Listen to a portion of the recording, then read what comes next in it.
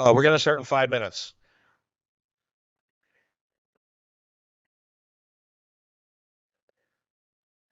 What?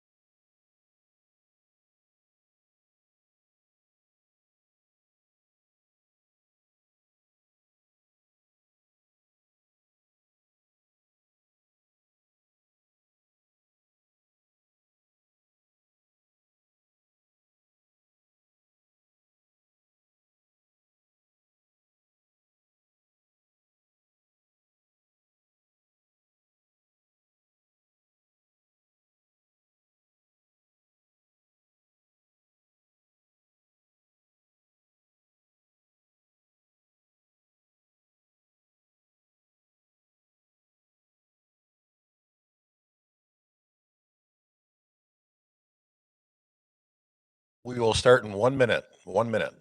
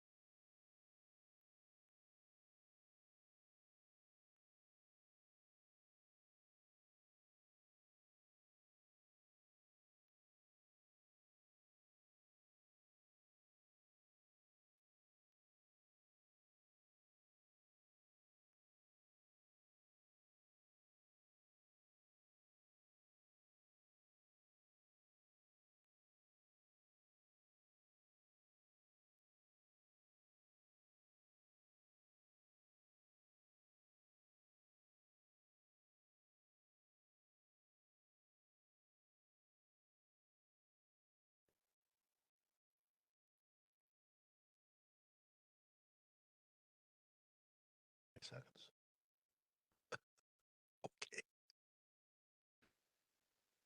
Okay. Okay. Good evening, everyone. It's 7:08 p.m. I'm calling this regular meeting of the Village Board to order. This meeting has been given public notice in accordance with Section 19.83 and 19.84 Wisconsin statutes in such form that will apprise the general public and news media of such a matter that is intended for consideration and action. Roll call is showing all trustees present. And now I ask that if you're able to stand for the Pledge of Allegiance and a moment of silence. And I would ask that based on what happened over the weekend in Iran with the loss of 6 service members, that in Operation Epic Fury that we say a special prayer for those service members and all service members that are in harm's way. I pledge allegiance to the flag of the United States of America, to the republic for which it stands, one nation under God, indivisible, with liberty and justice for all.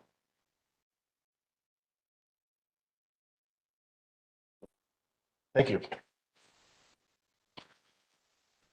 We are now on to the President's Report.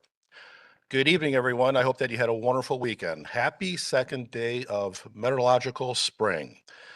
Believe it or not, I saw 7 robins on Saturday while in Illinois. So if they are here, the warm weather is certainly going north. I'd like to share what has been going on since my last update. In the News You Can Use section, there are several updates. Exciting news.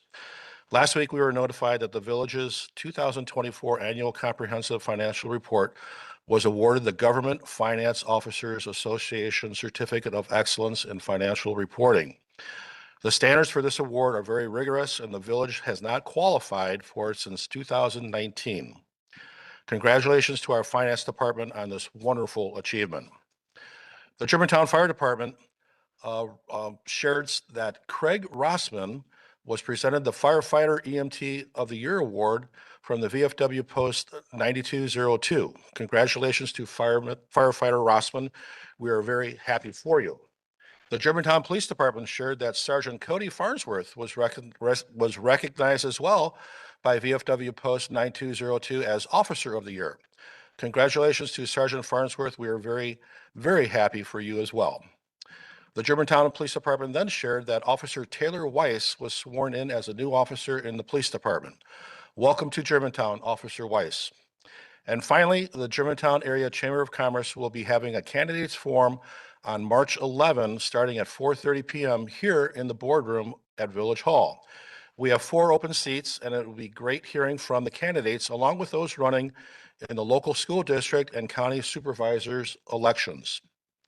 Moving on to this evening's Village Board, our agenda includes some important matters that include an intergovernmental agreement with the Washington County related to a $750,000 forgivable loan to Flamingo Marine.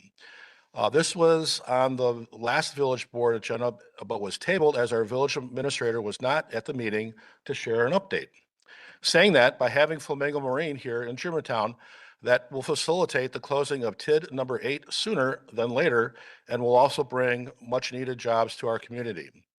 We also agree that moving forward, we will be changing the approval process for such loans as these. We are taking action on a rezoning request for a 48-unit multifamily development on Fond du Lac Avenue. The new metrics that we added this past year that measures impact, this development will have a positive impact on village tax revenue, village impact fees, and year-over-year water and sewage revenue. With the current $96 million debt that we have, along with the new projects that are in the queue, and that will add another $51 million in debt, we need net new construction or thoughtful development like this and others as they bring in much needed revenue streams to the village, along with strengthening the overall tax base that helps keep taxes more manageable for you, for me, and most importantly, for our residents. In addition, this project will have no impact on school district enrollment, and it will have insignificant impact on the new metric of single-family and multifamily ratio mix. We'll also be taking action on possibly expanding the Economic Development Commission from the current 7 members to 9. This passed the GGF and is needed so that the commission members can have conversations outside of the EDC meetings. If approved, I'll be adding to the EDC a very well-respected realtor from our community, along with a president from a local manufacturer. We also get an update on the 4th of July activities, as well as an update on the recruiting efforts for the village administrator and director of public works positions. And with the two key leaders departing, our village administrator and the DPW director, the board may act on possible retention bonuses for certain department heads to ensure continuity of village operations. And speaking about a key leader in our community, Administrator Krecklow, this will be your last village board meeting before you depart on Friday, March 13th. On behalf of the village board and our community, we want to thank you for your years of service to our community and to wish you nothing but success in your new role. Though we are sorry to see you go, we are very happy for you. On a personal note, I will miss our conversations and your guidance. You are a true professional and you will be missed. I would like to now read a proclamation recognizing your contribution to our community. Proclamation, whereas Steve Krecklow has served with great dedication as village administrator of the Village of Germantown since 2017, demonstrating an unwavering commitment to residents, staff, and community he was entrusted to serve. And whereas through his tenure, Steve Krecklow provided principled and effective leadership, guiding village operations with integrity and a depth of knowledge that earned the respect of his colleagues and the community. And whereas Steve Krecklow worked collaboratively with elected officials, village staff, and community partners to advance the village's long-term goals, strengthen municipal services, and foster a culture of excellence and accountability within village government. And whereas his thoughtful stewardship of public resources, commitment to sound fiscal management, and steady hand in navigating the unique challenges that arise in local government have left the village of Germantown in a stronger position for future generations.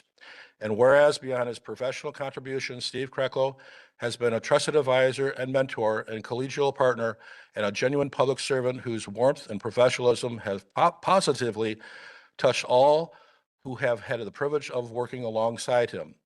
Now, therefore, I, Robert Soderberg, President of the Village of Germantown, on behalf of the staff, the community, and the Village Board of Trustees, do hereby extend our deepest gratitude to Steve Krecklow for his 9 years of exemplary service to our community. We wish him every success in his new and future endeavors, and we are grateful that his legacy of dedicated public service will endure the Village of Germantown for years to come. Dated this day, March 2026. Robert A. Soderberg, Village President. Steve?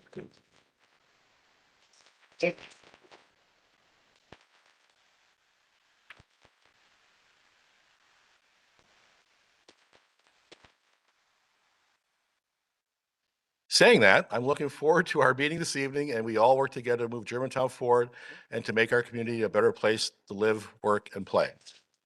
Thank you. We are now on to announcements of forthcoming events of public interest, committee, and department reports. Trustee Kaminsky. Public Works and Highway Committee will meet in this room this Wednesday at 5:30 p.m. Trustee Rick Miller. 1 second. General Government and Finance will meet in this room on March 16th, Monday, March 16th at 5:30 p.m. Trustee Mike Cutts. Public Safety will meet in this room on Thursday, April 9th at 6 p.m. Any other committee chairs or commission chairs? Trustee Jan Miller. The Economic Development Commission will meet here in the Village Hall Boardroom on Tuesday, the 10th of March at 6 p.m. Thank you. We are now, sorry. Trustee Jay Miller, do you also want to talk about the tree committee? The tree advisory committee is the first meeting. Yes, thank you for reminding me. We will have our first tree committee meeting here at the Village Hall. Is that conference room A, I believe, which is right next door. And that will be on Thursday night at 5:30. And all are welcome. It is only about trees and it is posted. Great, thank you. Anyone else? Okay, we are now on to item 6, citizen input. Would anybody like to come forward and speak? You've got 4 minutes. I do have another Oh, committee. sure. Sorry. There is a senior citizen advisory committee meeting being held at the senior centers center. And that will be Thursday as well. And that's held in the afternoon at 1:30. So you're welcome to join us for that. Thank you. Great. We have about quarterly meetings for the senior center about all the stuff that goes on. Your microphone is not on. Okay, we're in citizen comments and you've got 4 minutes. Please fill out your yellow form and present it to us, please. I'll get it to you when I'm done. Okay, thank you. Good evening and welcome. It's been very upsetting tonight, this meeting. We're building a 30 to 40 million dollar police building that we can't afford. And I'll tell you what, there has been no public meetings, and the public here should really protest. I think we can wait a couple years till we get caught up with this terrible debt we were put in by the part of the present board and our administrator and our development director because of the decisions that were made, okay? The people should, we're footing the bill for this. We can't afford another 30, 40 million dollars. What's the matter with you people? I don't understand where you're coming from. And I think we could manage this without a building for a couple of years. And we're buried in taxes. The taxes are disgusting. They're going up like crazy. And then we have, now we've got here retention bonuses. We were supposed to wait till Robert Baird, whoever you hired and spent all this money on, to tell us how our budget was. We shouldn't be making any decisions till we hear from them and their professional, expensive opinion that you all voted to do. It's crazy. I don't understand where you're coming from. I really don't understand it. And bonuses, okay, we've got, and you want to build apartment buildings. How many meetings have this community come forth and said, we don't want apartments, we want home ownership, okay? And the few taxes that we're going to get, from my understanding, what the developer is going to get compared to we are going to get. Mr. Krecklow gave that away by appealing your decision not to grant any bonuses. This is crazy. And we shouldn't be paying any bonuses when you already voted not to do this until we got this financial situation in order. We're in big trouble. And not only that, but this economy now with what's going on is going to affect everything, power, gas, everything that we consume. And you aren't even thinking about that. I don't get it. I don't get where you're coming from. I really don't. How many times do the residents have to tell you we don't want this stuff? And I want to see public meetings. You voted to have these. We're hiring all these people with thousands of dollars. I haven't seen one mailer, one thing about any public meeting on anything at all. And it's really upsetting. And I don't know when the public is going to be respected for their money. I can't afford it. Neither can the people I talk to. So I really wish you people would take a second look at what you're doing with our money, because it's crazy. And I don't agree with the president that he's content. That's not what we want to hear. We want to hear somebody's going to worry about our money and how it's being spent, and so we can afford to live here. Thank you. Thank you very much. And please don't forget to fill out your yellow form and hand it in. Would anybody else like to come forward tonight?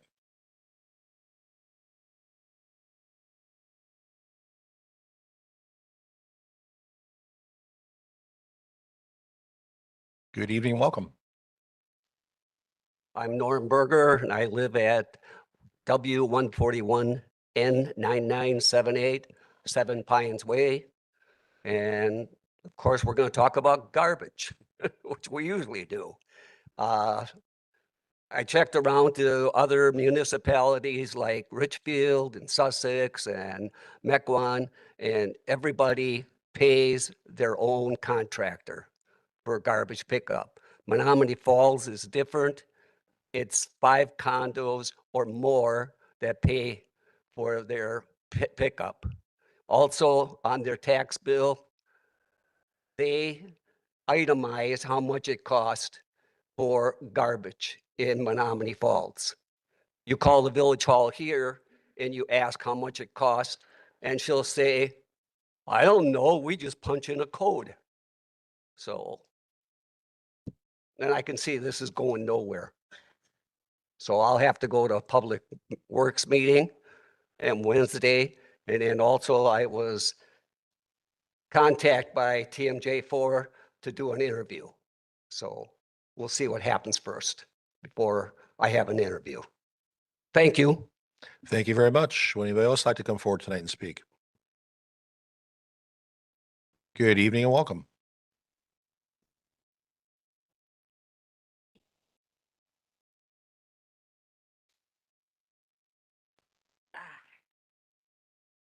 This happens in the winter. Okay, Melanie Smythe, N140W17938 Cedar Lane, speaking as a resident. Good luck to you, Mr. Krecklow, in your new position. Thank you. So I'd like to speak about the retention bonuses. I think it was about a month ago at one of the GGF meetings, there was a very quick agenda item on a staffing report that was requested, I believe, by the president, but I'm not sure on that. And a quick staffing report was done based on an award that was given to a number of villages and municipalities around the state. And they were all different types and sizes and locations.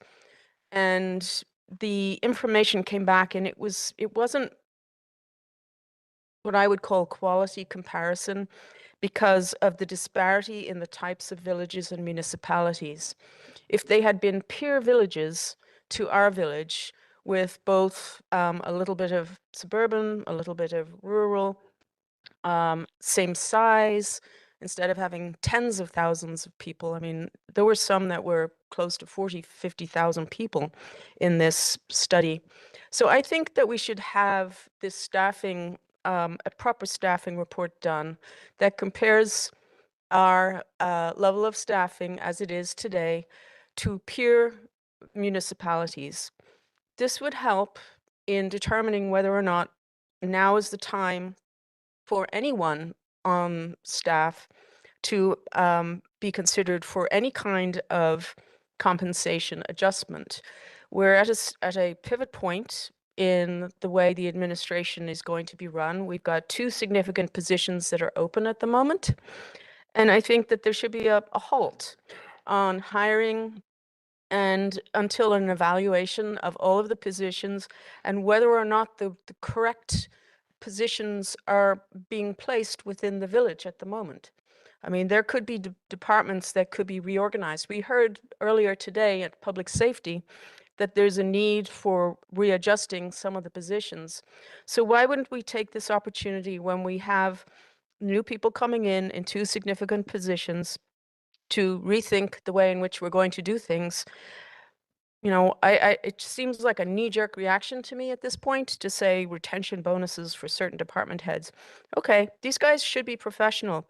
We should be able to look at what is right for the village, what is right for the staff, and be able to come up with a plan for taking care of this. And the lady mentioned the Baird report. We also should have do this in conjunction with that information.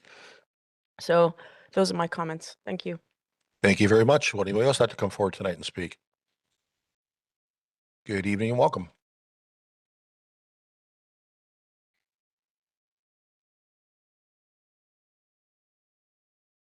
Good evening, Scott Heffley, W159 N10514 Old Farm Road. Just one quick comment on Flamingo Marine. If I was a trustee, my concern would be, and I know the president brought it up, the lack of process involved. Because only in the last month was it known what really had evolved to this point for the trustees, the president, or anyone else. Now, it was presented at Economic Development, but this initiative is in front of you, and it bypassed GGF, who is supposed to look over anything affected to money and contracts in this village. It's by code.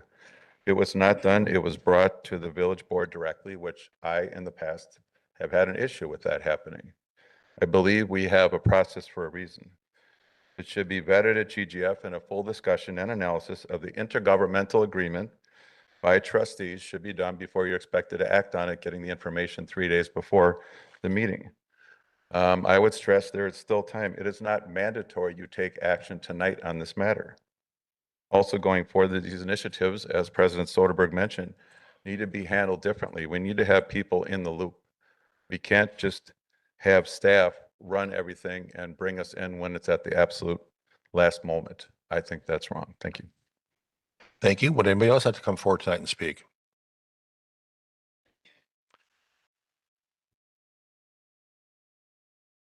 Good evening and welcome.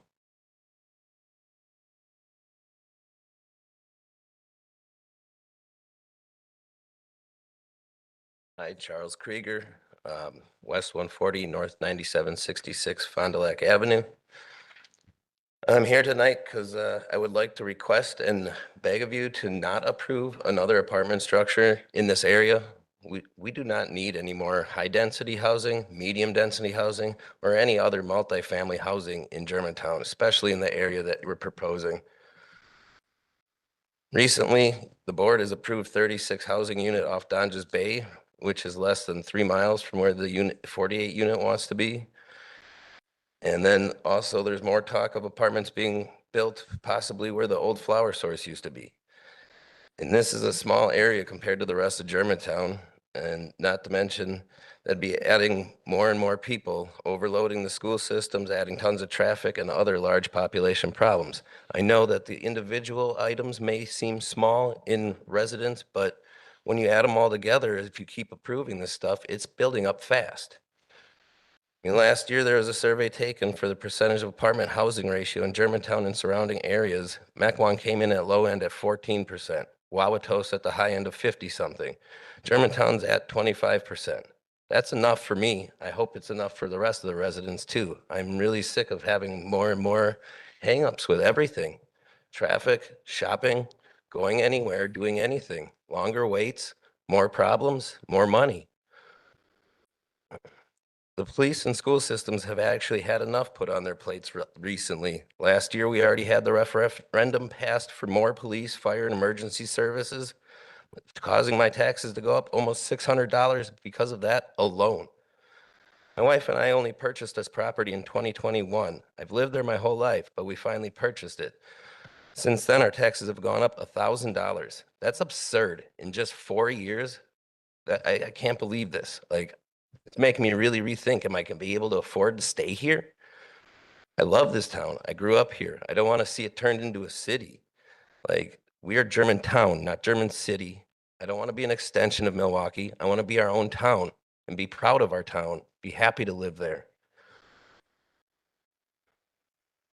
You know, more population would actually mean more demand on everything that we've already talked about the previous years, more and more demand. The solution of adding more residents to have more tax money, more, all that, I would like to see single home owners, not properties housing multiple people, because they do not put as much input into what we're going to have to pay in taxes. They're renting. They don't care. They may not think about it, but it does affect them when their rent gets raised. But do they think about that at the time? Probably not. The other thing is that adding the population is only a circular solution to the problem. It keeps adding to the problem over time. It's not solving anything. It just keeps making our problem look like it's disappearing for a little bit, and then it gets worse. So I'd like to see no more apartments, no more multifamily housing, just single family homes, please. Thank you. Thank you very much. Would anybody else like to come forward tonight? Do we have anyone on WebEx? Okay, we are now on to item 7, consent agenda. Item A, meeting minutes, February 16th, 2026. And item B, approve a contract for ball field fencing. I'll entertain a motion. Make a motion to approve consent agenda items A and B. Second. We have discussion. Trustee Baum. I'd like to split the question into two, so I can vote differently. Okay, we're going to be taking a vote on the meeting minutes, February 16th, 2026. And we have a second. All those in favor, please say aye. Aye. Any opposed? That motion carries. We're now on to item B, approve a contract for ball field fencing, and we don't need a second because we have that. So we're just going to take a vote. All those, do we have discussion on that? See none? All those in favor, please say it. Roll call, dollar amount, roll call. Thank you, Donna.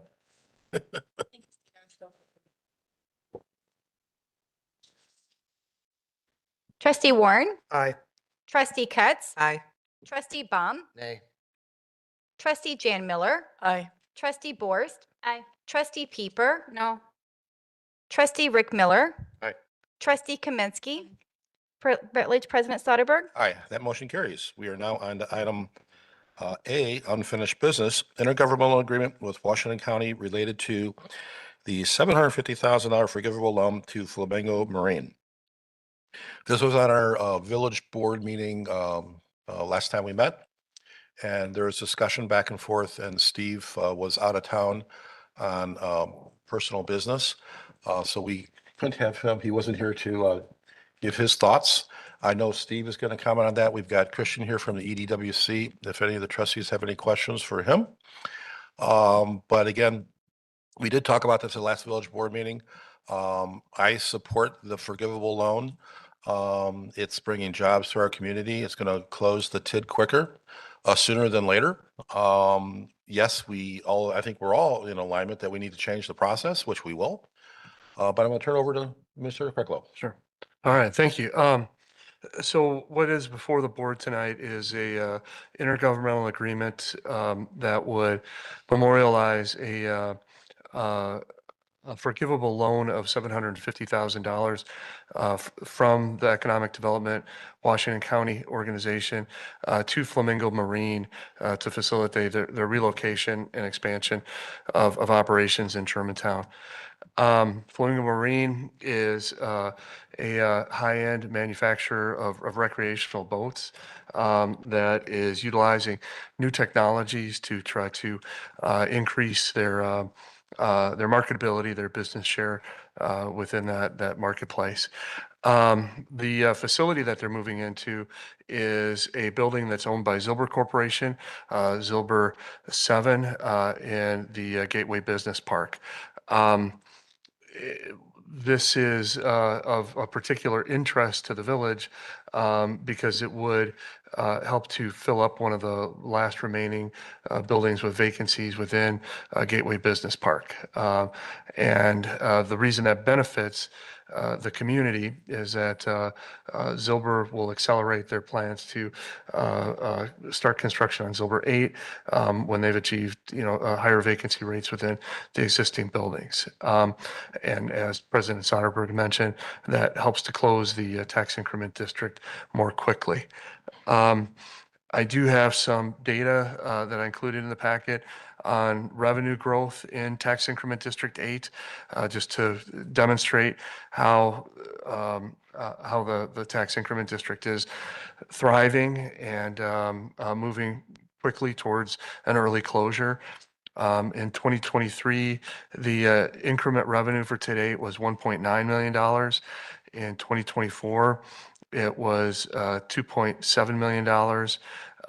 In 2025, $3 million. And for the projected revenue for 2026 is $3.5 million. So at that rate, the cash flow is very healthy going into tax increment District 8.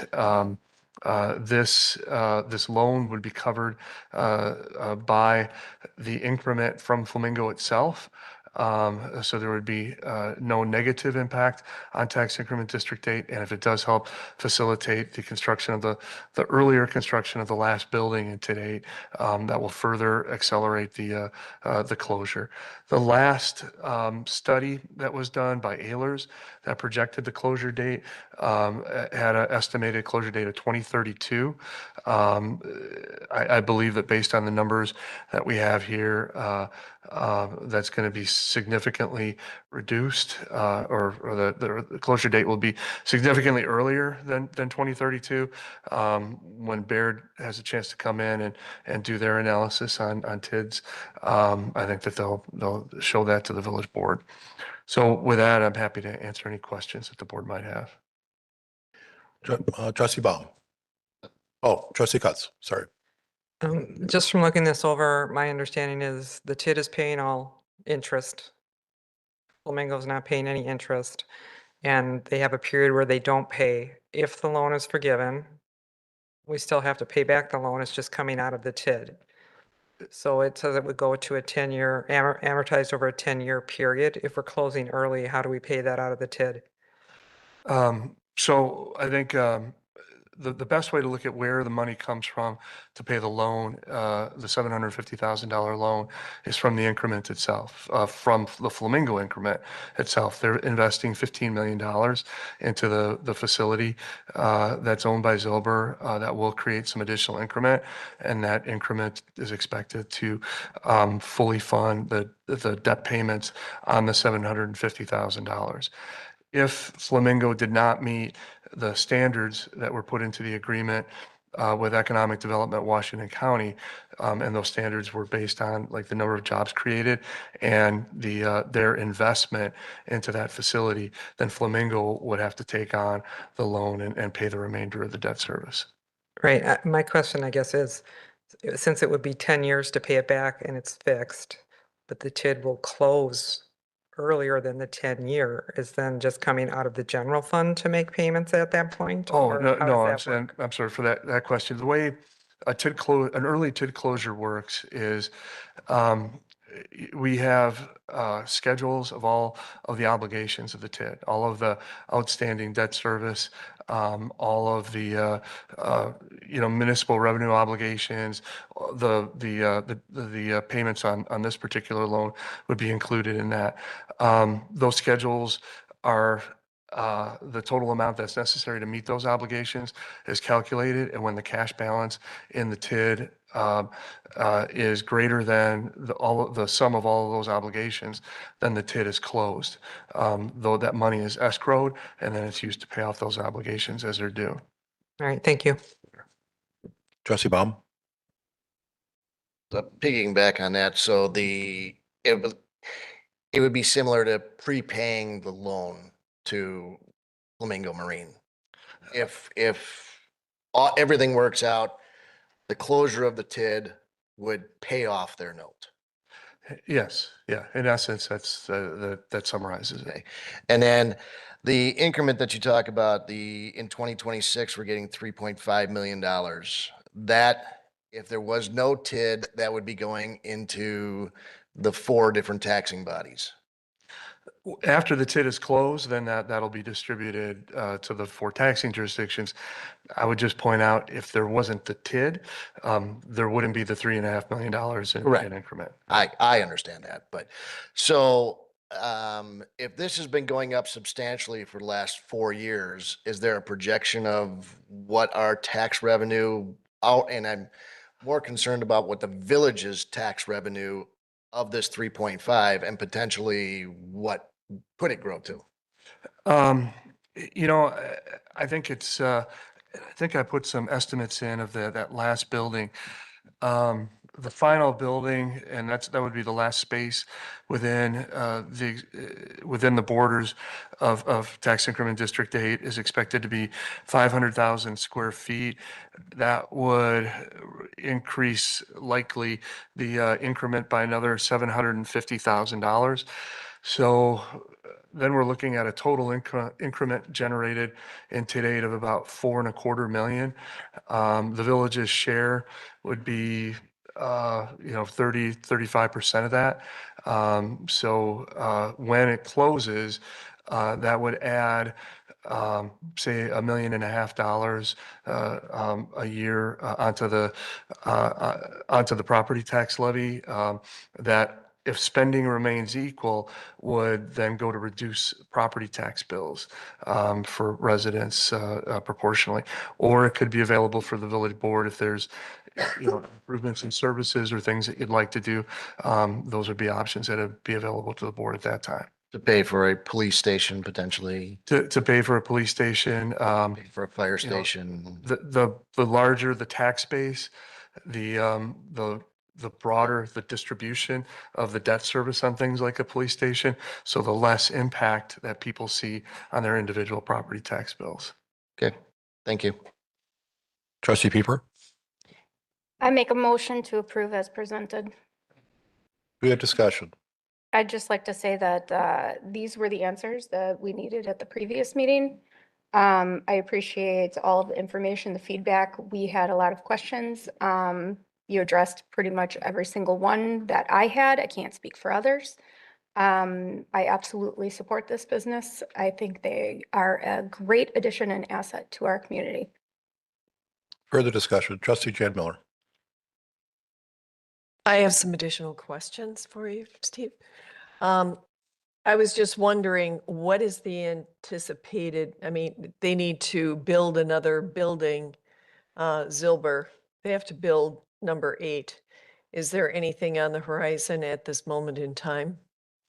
They haven't submitted any plans at this point, no. Okay. And then in addition to that, we probably won't get the 1.5 million because we do have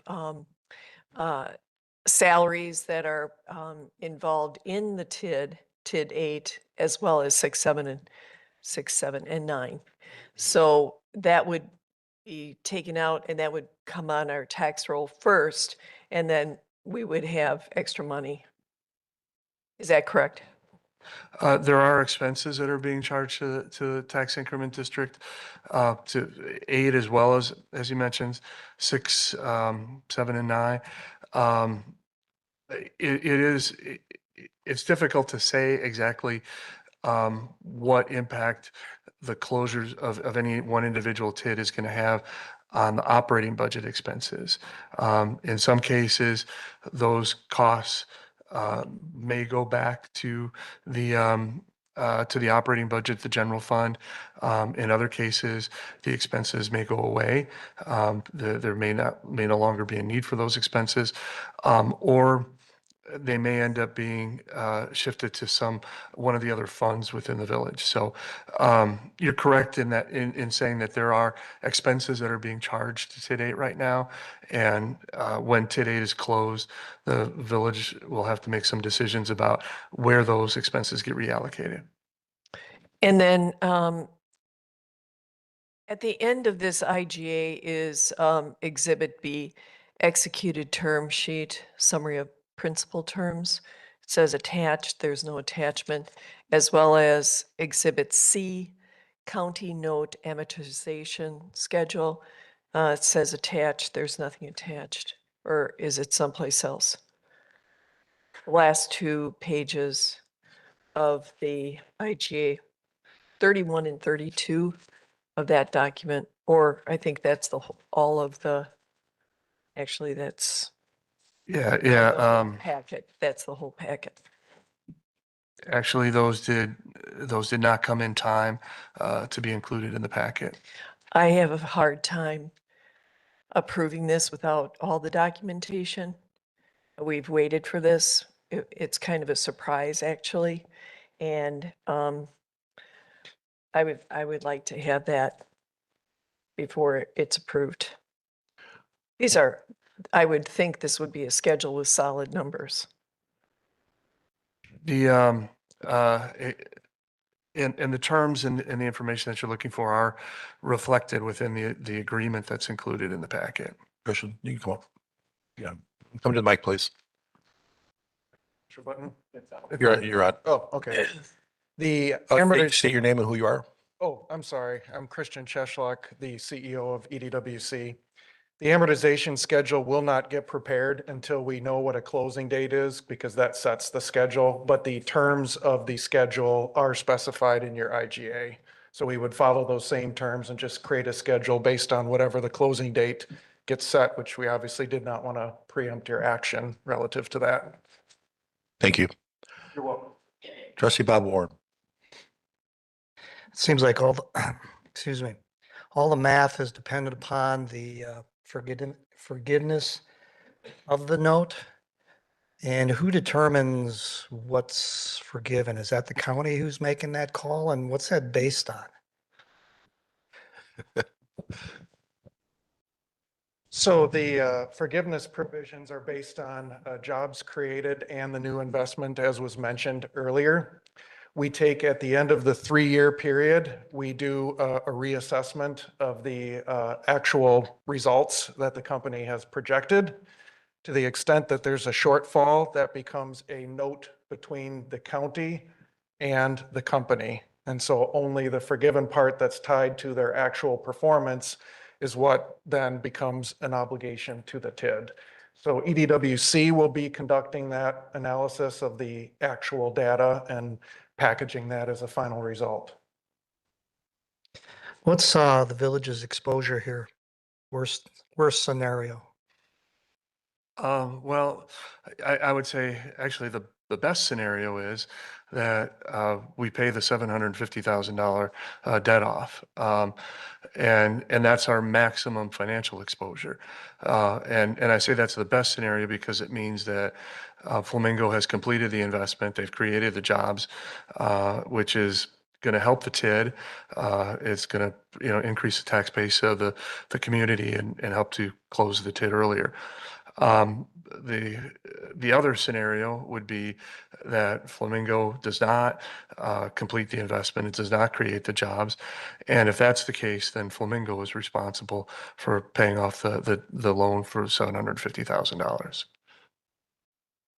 So we're fairly insulated, I guess. One of the policy objectives of this board that's been articulated, I don't know that it's in a written form of policy, and it sounds like you're going to be taking some of these matters up, but certainly you've articulated any deal structure that gets put together is little to no risk on the part of the village of Germantown, and that those bodies, to the extent that there is risk, EDWC in Washington County, we've got the systems, the architecture, the ability and capability to manage and navigate that risk. So that's where that risk is held.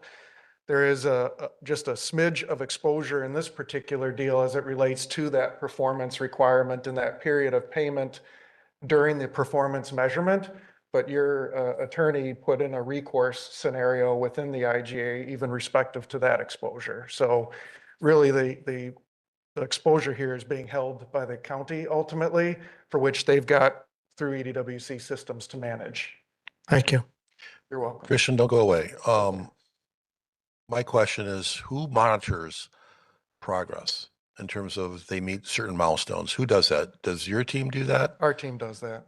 And you'll do a report out to us that they're in compliance with the We agreement? produce a report out to you. Okay, great. Yes, sir. Thank you. Trustee Baum. So what is our Economic Development Committee trying to take control of in this? Because I really want to hear this directly from EDWC and from our administrator. What is our Economic Development Committee supposed to do to this, with this? If I may,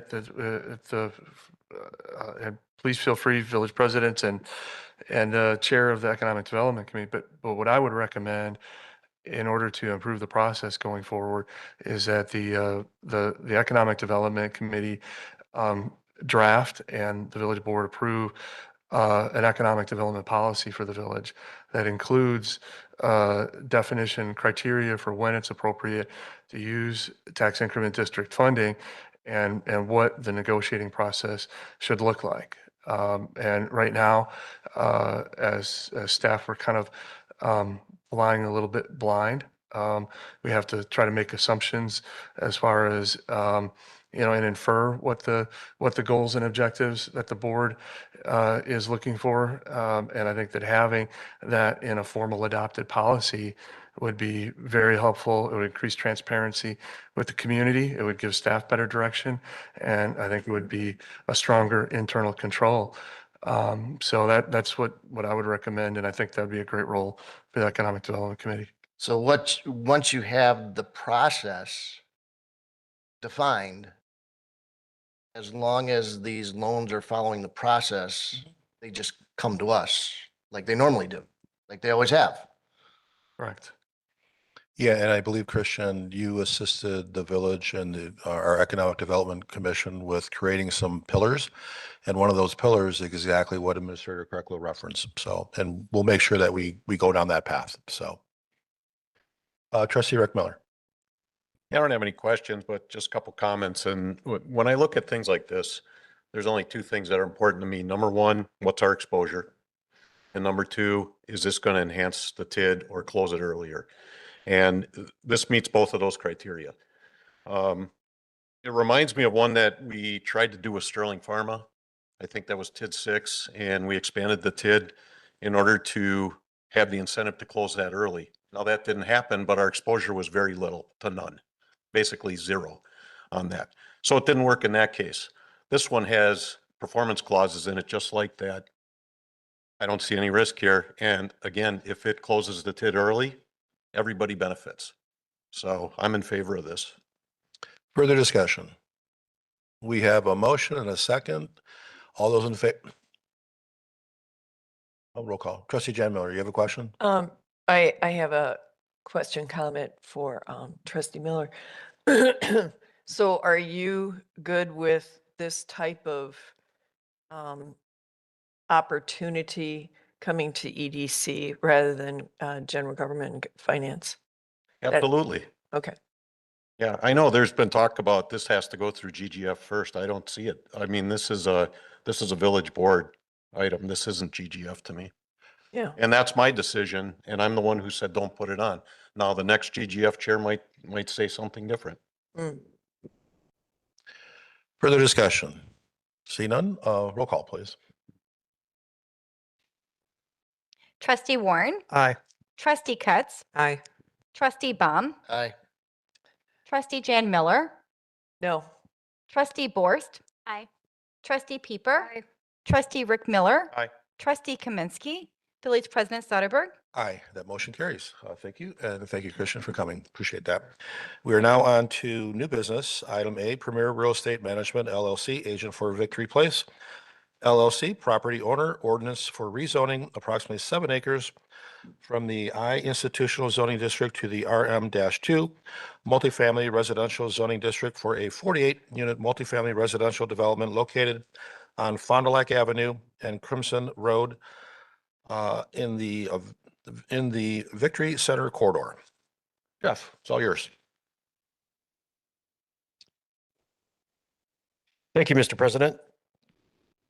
The Premier Real Estate Management LLC, also known as Pre-3, agent for Victory Place LLC, the property owner, is requesting approval to rezone approximately 7 acres of land from the institutional to the RM2 multifamily residential zoning district in order to develop a 48-unit multifamily residential community on Fond du Lac Avenue on the parcel as highlighted on the screen.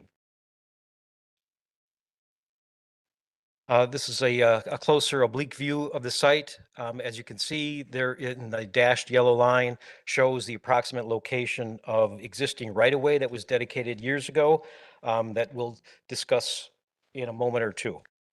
In terms of some background information, this 7-acre parcel was created back in the year 2000 and rezoned institutional as part of a Christian Life Center church and school proposal.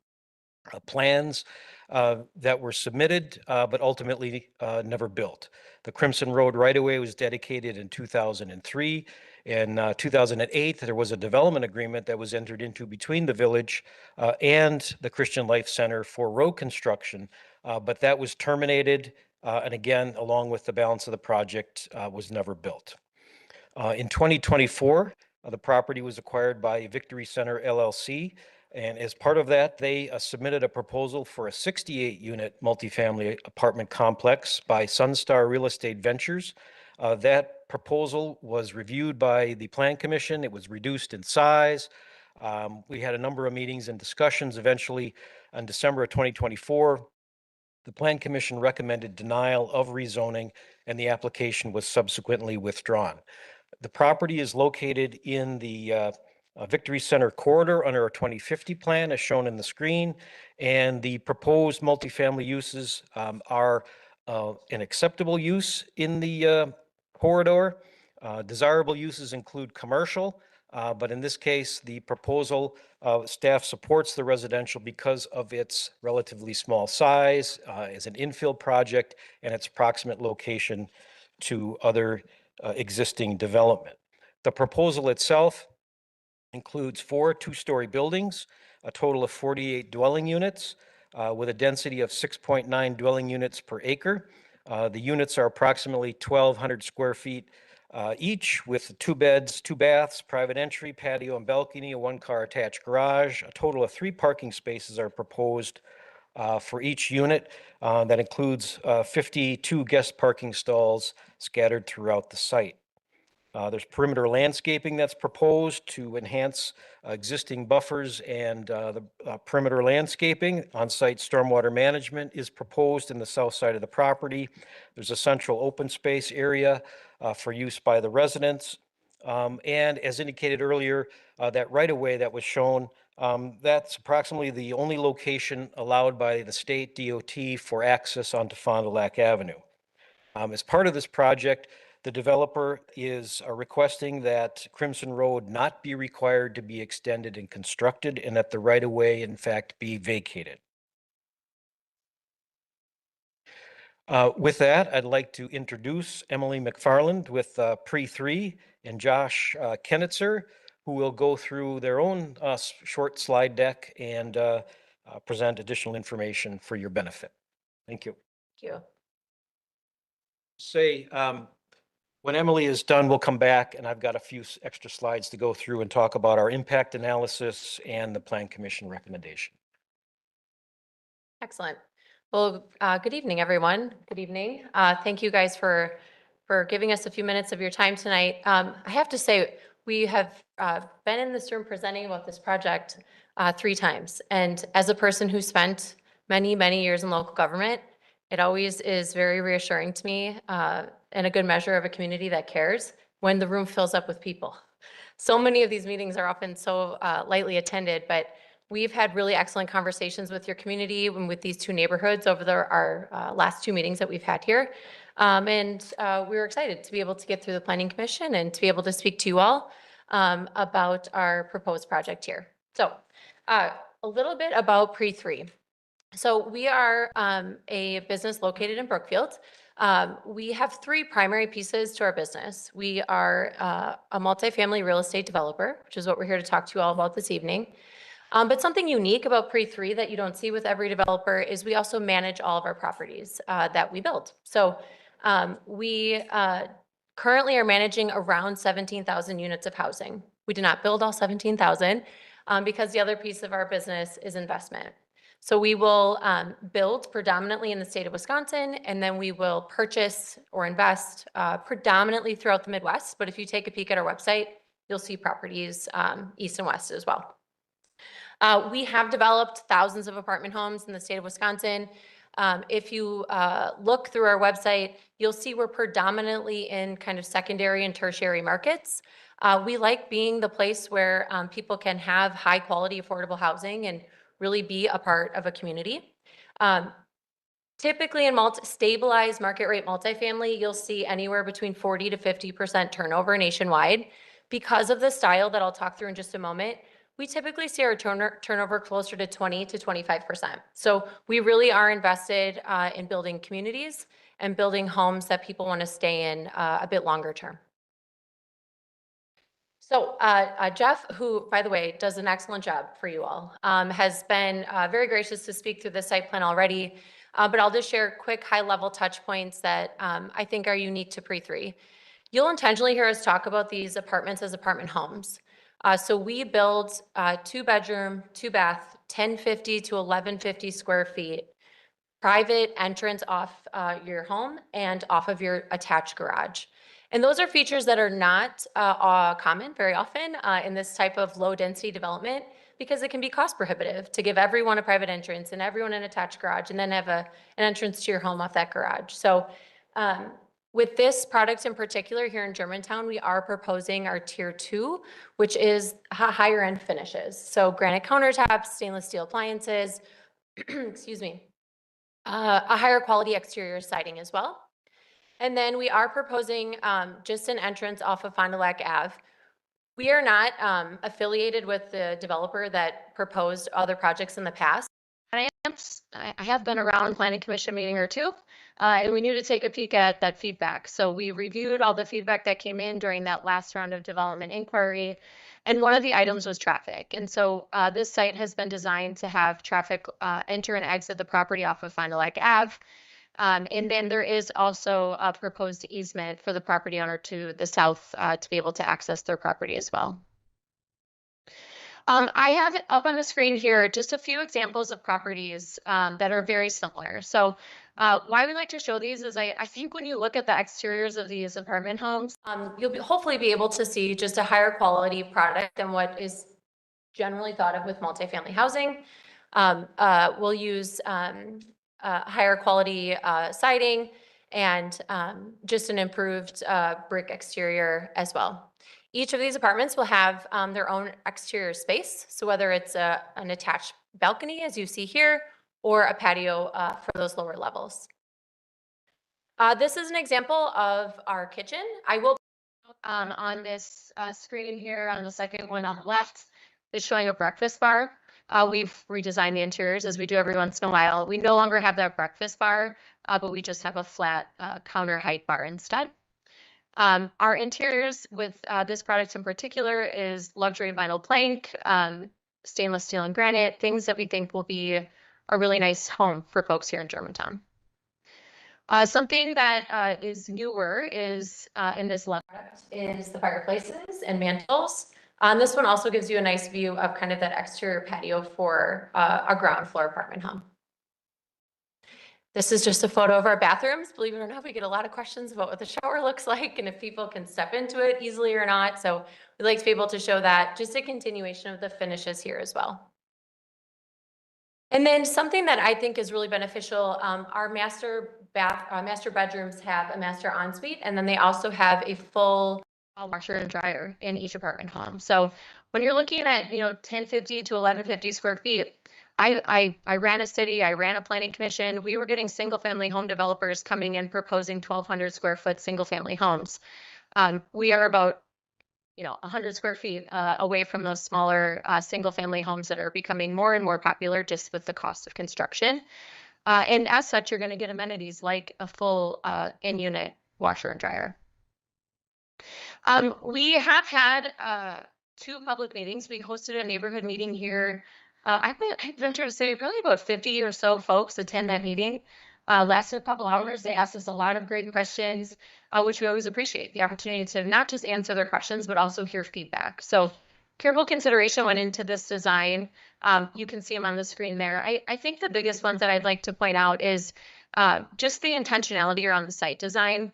We intentionally front loaded, and by front, I'm saying close, kind of front loaded the development so that the buffer around the single family homes and the condominiums was as great as it could be. We also are working on and have, well, it would show up further in a site plan, but have in the plan currently an enhanced perimeter with landscaping, buffering, all things that came up during the public meeting with the old developer and our neighborhood meetings as well. Traffic is always one that comes up. So we want to make sure we point that out. And again, I'm not going to read these all to you, but I will just point you to that last bullet point. We're chronically, understandably concerned about traffic coming in and out of our neighborhoods. So based on traffic analysis that our engineers did, we know that this development should have about 24 trips. And that's at peak time, so evening time, when we're all returning or kind of buzzing back out of our homes, if you will, to get our families to and from everywhere. So in that peak evening hour, we're looking at 24 vehicles, 15 coming in and 9 going out. One other thing that I know has come up is just a concern around the school district. We did estimate about a handful at best of students, which was great because that aligned also with what was, we didn't know it at the time, but it matched the estimation that was provided in the school district report as well.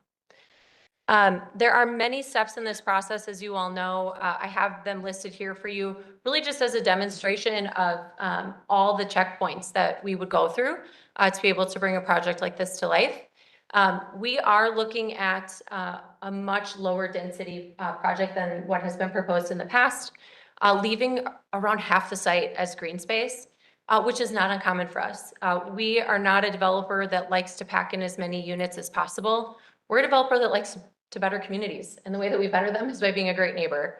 And we don't believe just packing sites as packed as they can is the way to get there. So we've tried to be just very mindful, I apologize, tried to be just very mindful of the feedback that we've received and any feedback that may continue to come our way as we work through a rezone.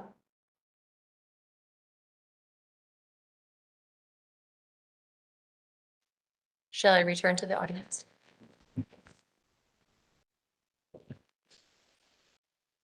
Just a few more slides. As I indicated, the parcel is located in the Victory Center corridor under the 2050 plan. The proposed use is acceptable use. Multifamily is an acceptable use up to 10 units per acre. The proposal is at 6.9 dwelling units per acre, significantly lower than the maximum allowed and certainly lower than what the previous proposal had been back in 2024 of 9.5 dwelling units per acre. With respect to potential impacts, first start off with our Germantown housing ratio balance, the multifamily to single family. Back in January of 2024, we established a baseline with 75% single family, 25% multifamily. The additional 48 multifamily units proposed by pre-3 would increase the multifamily ratio by itself from 25 to 25.4%. Cumulatively, with previously approved projects that to date include Sutton Farm with 169 single family and 102 multifamily, and the Carillon project on Division Road, 36 multifamily units. Cumulatively, the impact would be to increase the multifamily ratio to 26.1, as shown on the table on the screen. With respect to property tax, annual property tax revenue is estimated to be just over $108,000 per year, $36,000 going to the Village of Germantown, $54,000 to the school district. Impact and connection fees, the one-time fees at the time permits are issued, are estimated to be approximately $412,000 for the 48 units proposed by pre-3. With the school district and student enrollment impact, this particular property is in elementary attendance area number 58 as set forth in the MD Rofers report that was done by the school district back in 2025. In that report, they use a student rate of 0.11 students per unit for multifamily units, which with the 48 would yield approximately 5 additional students going to the Germantown School District in the K to 12 grade range. The 2025 MD Rofers report actually assumed a higher unit count on this particular property. It assumed 84 total units in attendance area number 58, with 64 occurring by 2027 and an additional 20 single-family attached units elsewhere in the area between 2035 and 2040. So with a 48-unit proposal, less than the MD Rofers report assumed, it can be reasonable to assume that the pre-3 proposal would not change the MD Rofers student enrollment projections and the capacity implications of those. Essentially that the County Line Elementary is projected to be under capacity through 2040, and Kennedy Middle and High School are also projected to be under capacity through 2040 with this development occurring. One final issue, Crimson Road, the extension.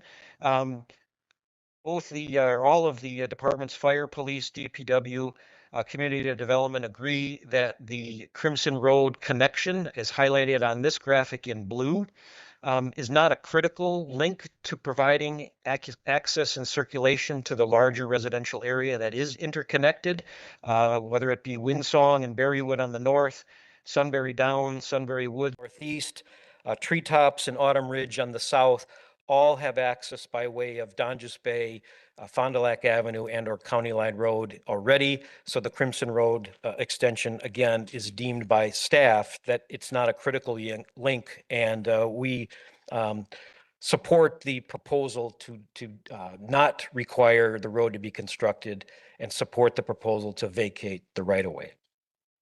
With that said, both DPW and the Parks and Recreation Departments are recommending that there be a pedestrian path provided through the project In this case, simply along the south property line in a configuration like this to provide a connection between Amber Drive and the Autumn Ridge subdivision to the west and Fond du Lac Avenue and the sidewalk that will be constructed by Pre-3 as part of this project to the east. And that is an item that will be thoroughly reviewed if this project moves forward to the site and development plan stage, which would be the next stage if the rezoning is approved. The remaining steps include site development and building plans that would be reviewed by the Plan Commission. A certified survey map would be required to combine a couple of the parcels and vacate the right-of-way. There is a traffic impact analysis requirement. That's one of the conditions in the rezoning that would confirm how the design should be for the intersection on Fond du Lac Avenue. That's something the state has asked us to ensure takes place. A development agreement, construction plans, and ultimately building permits for the buildings at hand. With that said, the Plan Commission recommendation is to approve the proposed rezoning of the 7-acre Victory Place LLC property from the institutional to the RM2 multifamily residential zoning district for purposes of developing a 48-unit multifamily residential community subject to 5 conditions that are in the staff report. Thank you. Thank you. Do we have any questions of staff or the applicant? Trustee Cutts. First, and I guess I'm not sure who would answer this, is there a difference in property tax value if it's a rental or if it's owner occupied? Like condos versus apartments? Well, you want to jump in on that? The value is going to be based on the construction value of the structures themselves, regardless of whether it's ownership or rental. Yeah, go ahead. Yeah, I mean, typically it's the difference in how you're valuing the property. Typically with a single family residence, that's going to use a purely comparable sales approach where you're looking at individual properties. That value, is going to be based solely on the quality of construction, how large the house is, what types of materials are used, that kind of stuff. With an apartment complex, typically, although the statute says that you're supposed to use comparable sales, they're a little bit harder to find. So typically they're valued on an income approach. Again, just in general, where you're dealing with the same quality of construction between the two, your commercial value or that income approach is going to be a little bit higher than residential. But again, it's going to be solely based on that quality of construction. So if you have, higher, quality, amenities and that kind of stuff, it's just going to drive that value higher as you're doing the calculation. In this case, it sounds like it's reasonably high quality materials, granite and so forth that's being proposed. So would imagine that it'll be probably somewhat similar, if not a little bit more than it would be if it was similar construction in a single family.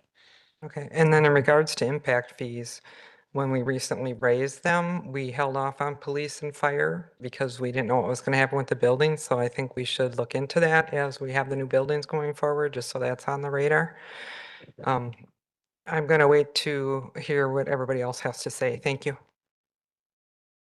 Trustee Jan Miller. Yeah, I want to follow up with Trustee Cutts' question. We have a gentleman here that said he lived in Seven Pines. Neil, would you mind sharing approximately what your taxes are? Property taxes? Yes. 5,300.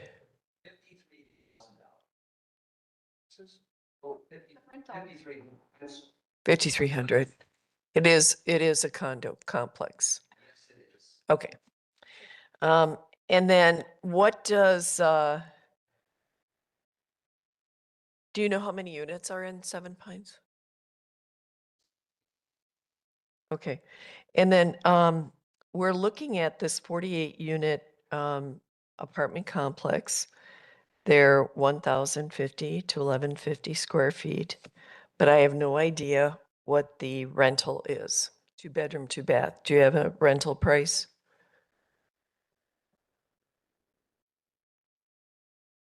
That was 2,100 rental. And do you consider that, I'm talking to the developer, affordable? Yeah, please come up to the mic. Yeah, thank Yeah. you. I think you have to for, answering questions. To answer the question, so our goal with any development, not just in Germantown, is we try to adhere to the 30% amount that the government sets as affordable. So when the government talks about affordable housing, you're not gonna like find that baked into statute, but generally people talk about affordability as spending about 30% of your income Okay. on rent. And so for us, we try to stick close to that. So what that is, that could be one person making $75,000 and up. That could be two folks making 35,000. So when we're looking at affordability in that sense, that is the metric that we're trying to hit. Affordability is getting more and more costly, obviously. As the cost to construct gets more expensive. But what is conversely also getting more expensive is the cost of home ownership. So, a $400,000 house, you're looking at a mortgage around over $3,000 a month. So when you look at it in the spectrum of affordability, I realize it is still a high number, especially for those of us that have been in homes. I bought mine in the early 2000s. That's a much different market than it is today. Mhm. And do you build condos? I forgot what you said. Yeah, so we are predominantly, almost entirely a multifamily housing developer where we're in the rental market. It's just what we do. It's what we know how to manage. There may be times where you'll see us talking potentially about other forms of housing in the grand scheme of a larger development. So to put that in perspective, we're doing a project in Plymouth where we partnered with a single family home developer. They're doing the single family, we're doing the multi. So we'll sometimes be in the conversation in that manner, but we're the multifamily developer in that equation. Did you do any, you put traffic numbers Yeah. in? Sure. Was that based on a real traffic study? So that's, the short answer is no, we did not do a formalized Okay. traffic study. Those are based though off of standards established, and I'm not going to get the acronym right. If there's an engineer in this room, I think there's a couple of you, feel free to correct me, but there is a standard analysis that engineers use to calculate traffic volumes, and that was the calculation they did. Okay. We do know that we would have to do a traffic impact analysis because of State Highway 145. Yeah, it is. Yeah, which is, It- okay. I mean, that's normal. And it's also going to be repaved. Do you have any amenities for the people? Yeah, so what we generally have, thank you. I was thinking that site plan. So for us, we are not someone that typically puts in things like a pool. They're very costly to maintain and they're not always, we haven't seen the highest use of those, but this green space that is shown on this lawn is something that we save for amenities. So if we're successful here tonight, what we do is we go down to the site plan, planning level where we meet with the plan commission and we hear their feedback on what they think are solid amenities for this type of development in this community. Examples of that are gazebos, grilling areas. We have done playgrounds. We have done small gyms in places. So there is a variety of space left for amenities, but we typically don't pre-plan those. We'd rather have those meet the needs of the community.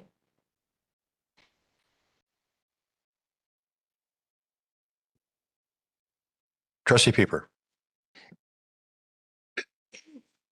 So by my calculations, these 48 units will bring in $108,000 in tax revenue, not particularly for the village of Germantown, overall all taxing jurisdictions, correct?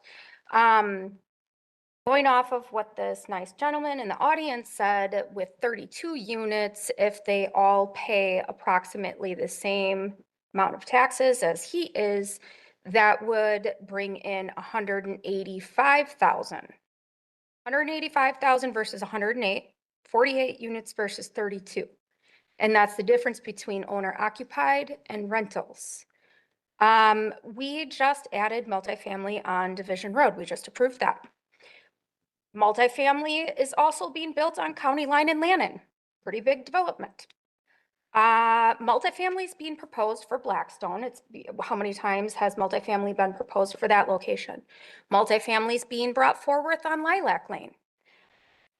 But yet the village has planned for multifamily to go in the village center district. Not all multifamily there, but the village center district will need some sort of multifamily. That was the only multifamily that I've really been on board with, because, you know, you need the people in order to support the shops and businesses. I do not approve of these concepts. I don't think that they're visually appealing. They don't look anything, they don't, I would never, I don't like how they look. Not to mention it's right by the dump. Do you ever smell the dump in summer, spring, living where you do? So, Yes, haven't lived there long enough. Ask Bob. Yeah, I smell it. you smell the dump and you're Sure. farther away than this is planned. No, I'm closer. This is, I'm at the southeast corner. I'm like this is on 29 Fond du Lac front. Avenue with the dump being directly across the street. Yeah. Well, I smell it occasionally. So why on, I understand owning a property and smelling the dump, whatever, but they are literally facing the dump and will be smelling the dump. Who would want to rent this? This is not what we planned. The residents don't want more multifamily. I mean, we're gonna have to push very hard to put multifamily at the Village Center District in order to make the whole concept.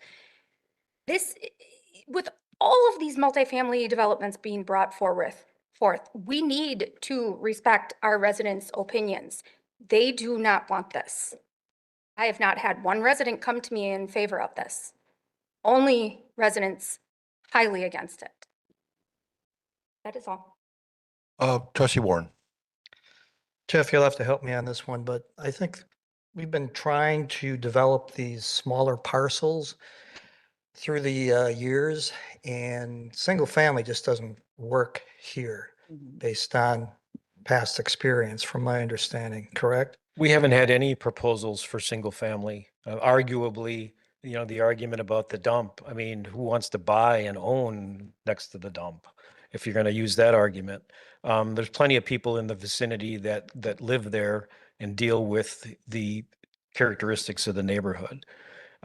This particular property, 7 acres, yes, much like parcel along Donjas Bay and Fond du Lac Avenue.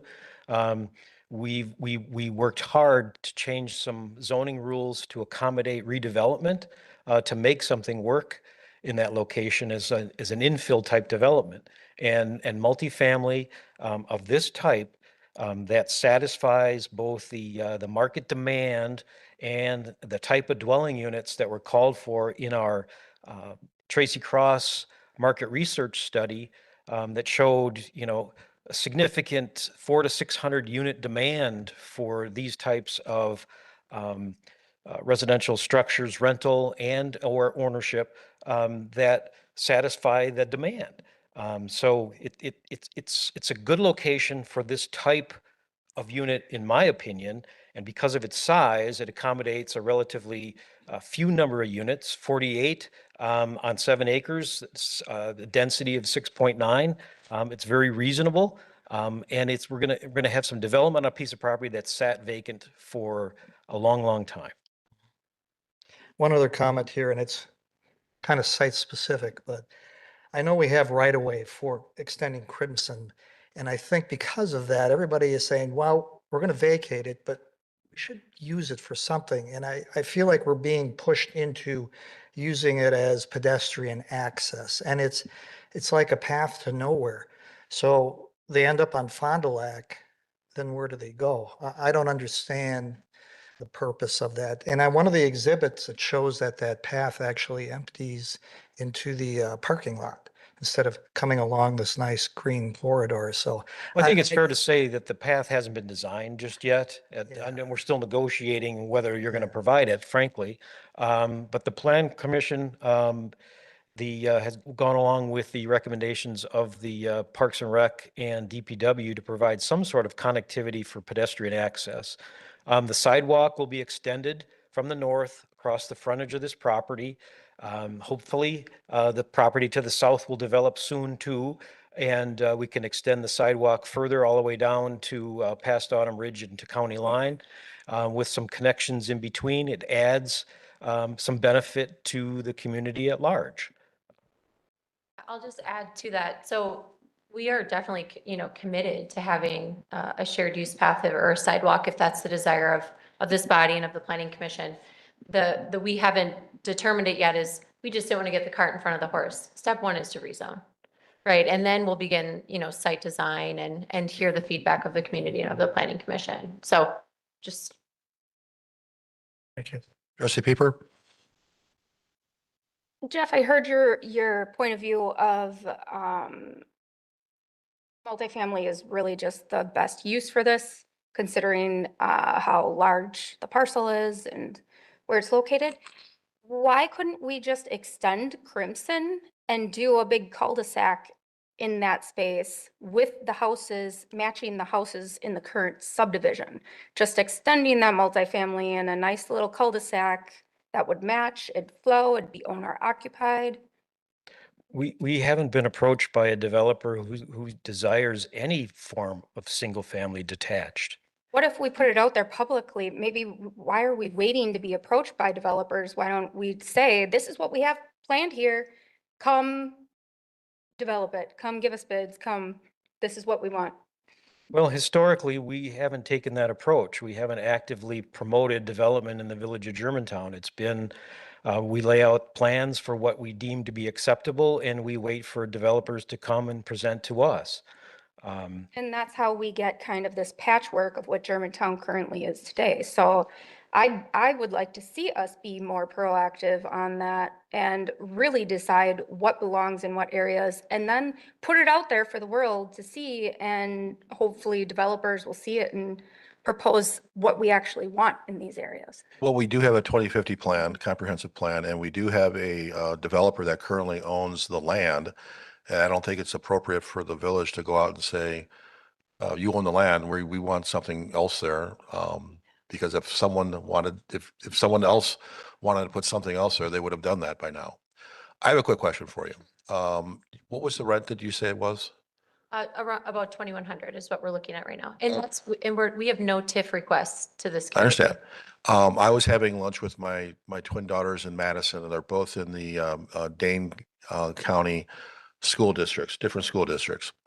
And out of the blue, we started talking about stuff, and she said, Dad, I can't afford to live in Germantown.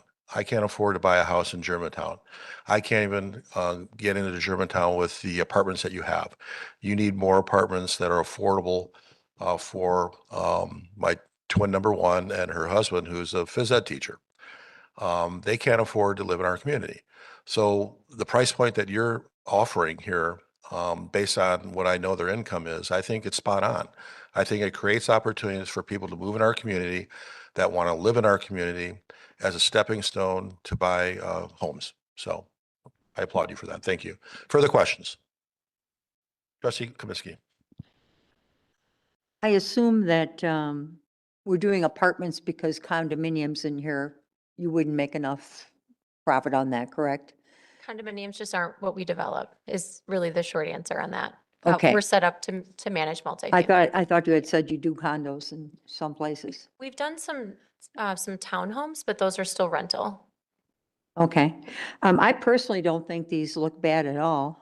And I tend to agree that we are getting a rather apartment heavy with a couple of the developments coming up. However, I was on the fence on this one, but when I see that nobody's looked at this parcel in all the time I've been on the board, since the church failed, that was supposed to be in that area, since that failed many, many years ago, nothing has happened to this parcel, nor will anything. A business isn't going to go in there. And I think this is an opportunity to fill this small parcel with something that I think will benefit our community. And it's not as though we don't have multifamily on Fond du Lac Avenue. I mean, that is where we have it, all along that side of the street. And you're right by the business park, and like somebody had said, you're by the recycling center. I think it's totally appropriate for apartments. And frankly, I like the fact that you don't have a lot of amenities like party rooms, because that attracts a different type of person that would come in there. And the fact that you have all of the upscale amenities inside the condo, or I should say the apartment, such as a washer and dryer, I think really makes a big difference to the type of person that will be appreciating something like this. So I am going to support the change of zoning. Trustee Baum. So I've been on the plan commission long enough. We have looked at this street for 15, 20 years. Every time that a business tries to come on here on this street, on the west side of the street, they can't make a go of it. They never get going forward. Every time we've reverted to some type of multifamily. And that's why Seven Pines is there, because a business couldn't make it there. In this type of scenario, the whole metrics thing doesn't even play into it for me. This is transitional property, and we need a buffer between the single-family homes and the industrial that's across the street to the east. The metrics doesn't matter. To get that buffer in is more important to block the sound and the visual of the industrial. There was only one case in all the developers that brought forward a single family plan, and they basically were putting houses so small they were like trailer park homes, and they had them lined up like a trailer park. And that was almost as dense, but it was very unappealing for anybody to look at. And the developer, we talked to him once and he walked away quickly. This is the right use for this property. Nothing else seems to work there. It's been vacant forever. It's been farmland. And this is what belongs there. So I'll support it. Further questions for staff and the applicant before we entertain a motion? I just had a comment. I feel compelled to address the notion that we're respectfully multifamily top heavy, because I don't think we are. We've talked a good game, so to speak, with regard to multifamily, going back to the Village Center and Blackstone Creek and other projects, but none of those have gotten approved. The only projects that have been approved to date since we started tracking our multifamily, single family ratio has been the Sutton Farm and the Carillon projects. And between those two, Sutton Farms and Carillon, we have 169 single family dwelling units that have been approved and 138 multifamily. So arguably, our single family ratio has actually gone up since we've been discussing specific projects. Now, that's not to say that as we continue forward, that the ratio is going to change. Obviously, it's going to. As I indicated earlier, the ratio cumulatively goes from 25.4 to 26.1 if this project gets approved. But we're tracking that. And the goal is to try and maintain that approximate balance as we go forward. So with each new project, I think it's fair to assess what the ratio is and consider that, but not get so far ahead of ourselves as to throw out and not consider a project simply because we've talked about something on some other property somewhere down the road that may or may not come to fruition. Further questions for staff or the applicant? Thank you. I'll entertain a motion. Make a motion to approve the project as presented. Second. Discussion. Seeing none, all those in favor, please say aye. Aye. All those opposed? Aye. That motion carries. Moving on to item B, Bradley Jensen, agent and prospective owner of Rao Farms LLC, property owner, application for a conditional use permit for the operation of a commercial stable and horse boarding facility. Motion to approve as presented. Second.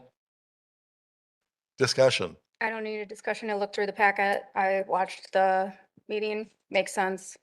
New owners, changes hands, renew it. Further discussion. Agreed. Trustee Kaminsky. Just a question for you, What is the zoning on that property? I'm just curious. Is that ag or is it something else? It's A2 agricultural. Okay, I didn't know that you had limits on things and that type of zoning, like the number of horses and, There's not on, there is in the estate residential, the RS1 5-acre district, but in both the A2 and A1s, there are no limits on the. okay. I have a question. Trustee Jen Miller.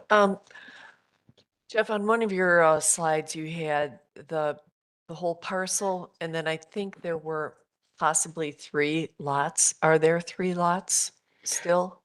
Yes, back in last year, 2025, Right. the Rao family approached the village with a land division proposal, a certified survey map that was approved that divided about, I believe it was approximately 80 acres into 3 parcels, and created this parcel, 20 acres, around the previously existing horse facility.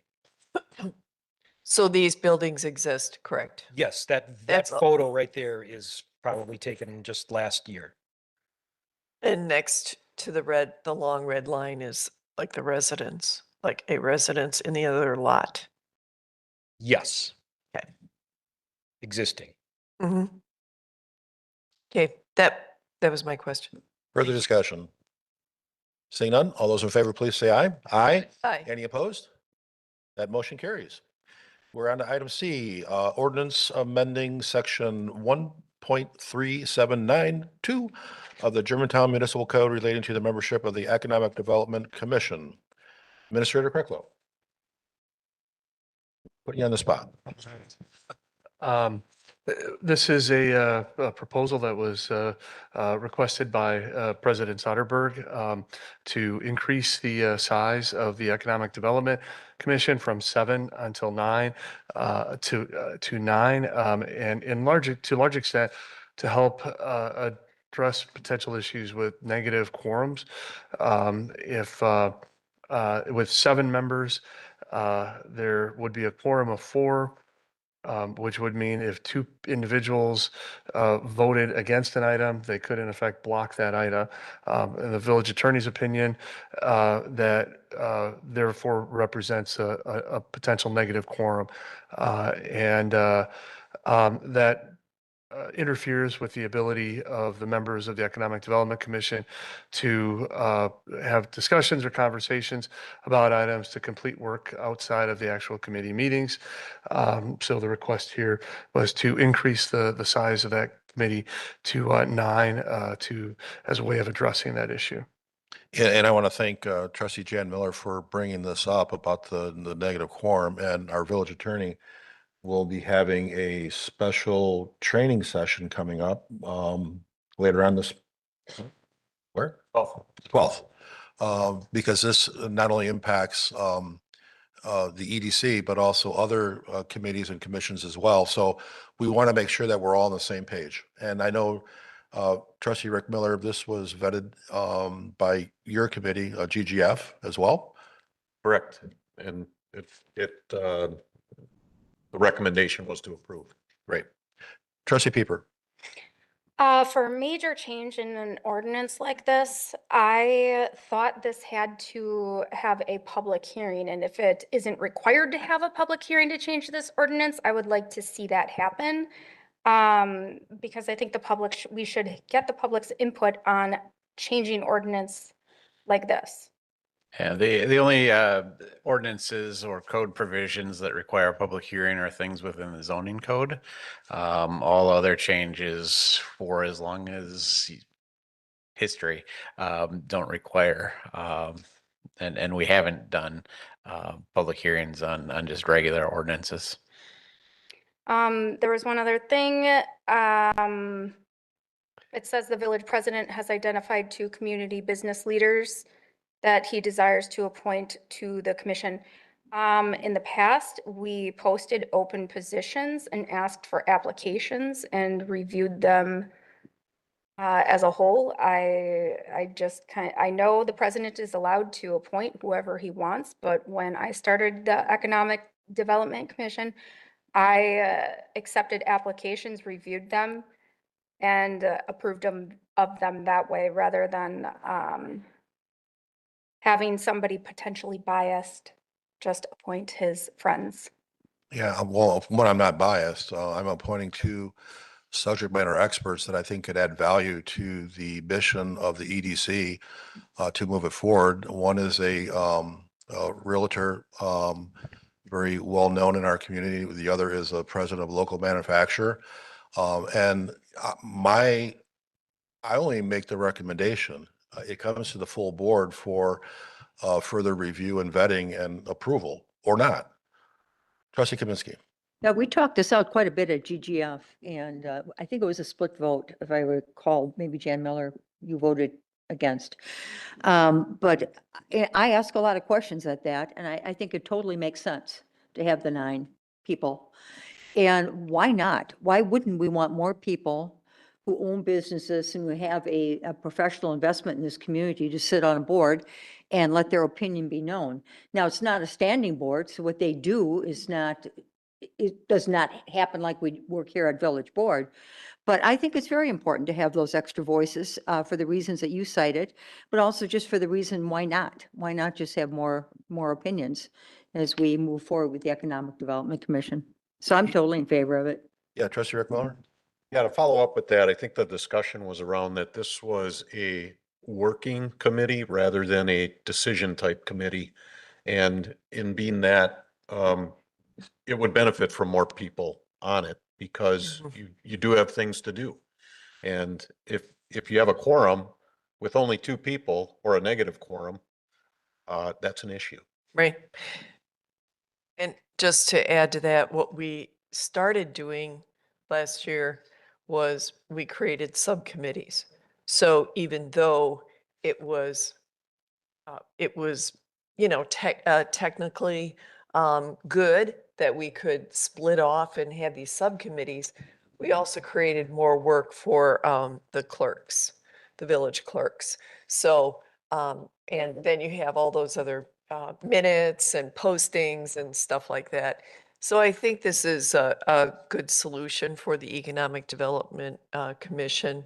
I would have liked to have this talked about and voted on after the presentation from Mr. Brian Sajdek, so that everybody hears all the nuances about a quorum, negative quorum, et cetera, can ask the questions. And we've opened it up for the any of the committees to come. And it should I think it should actually be a public meeting. And I had a question for the clerk. Because you're posting it, does that mean it's a public meeting then? Or, right? I believe that you did ask that question and Attorney Sadak responded back that it's okay for the public to come. His comment, I believe, and I'm not going to quote it, I don't have it pulled up, was he would like to reserve that seating for all the board, committee, and commission members.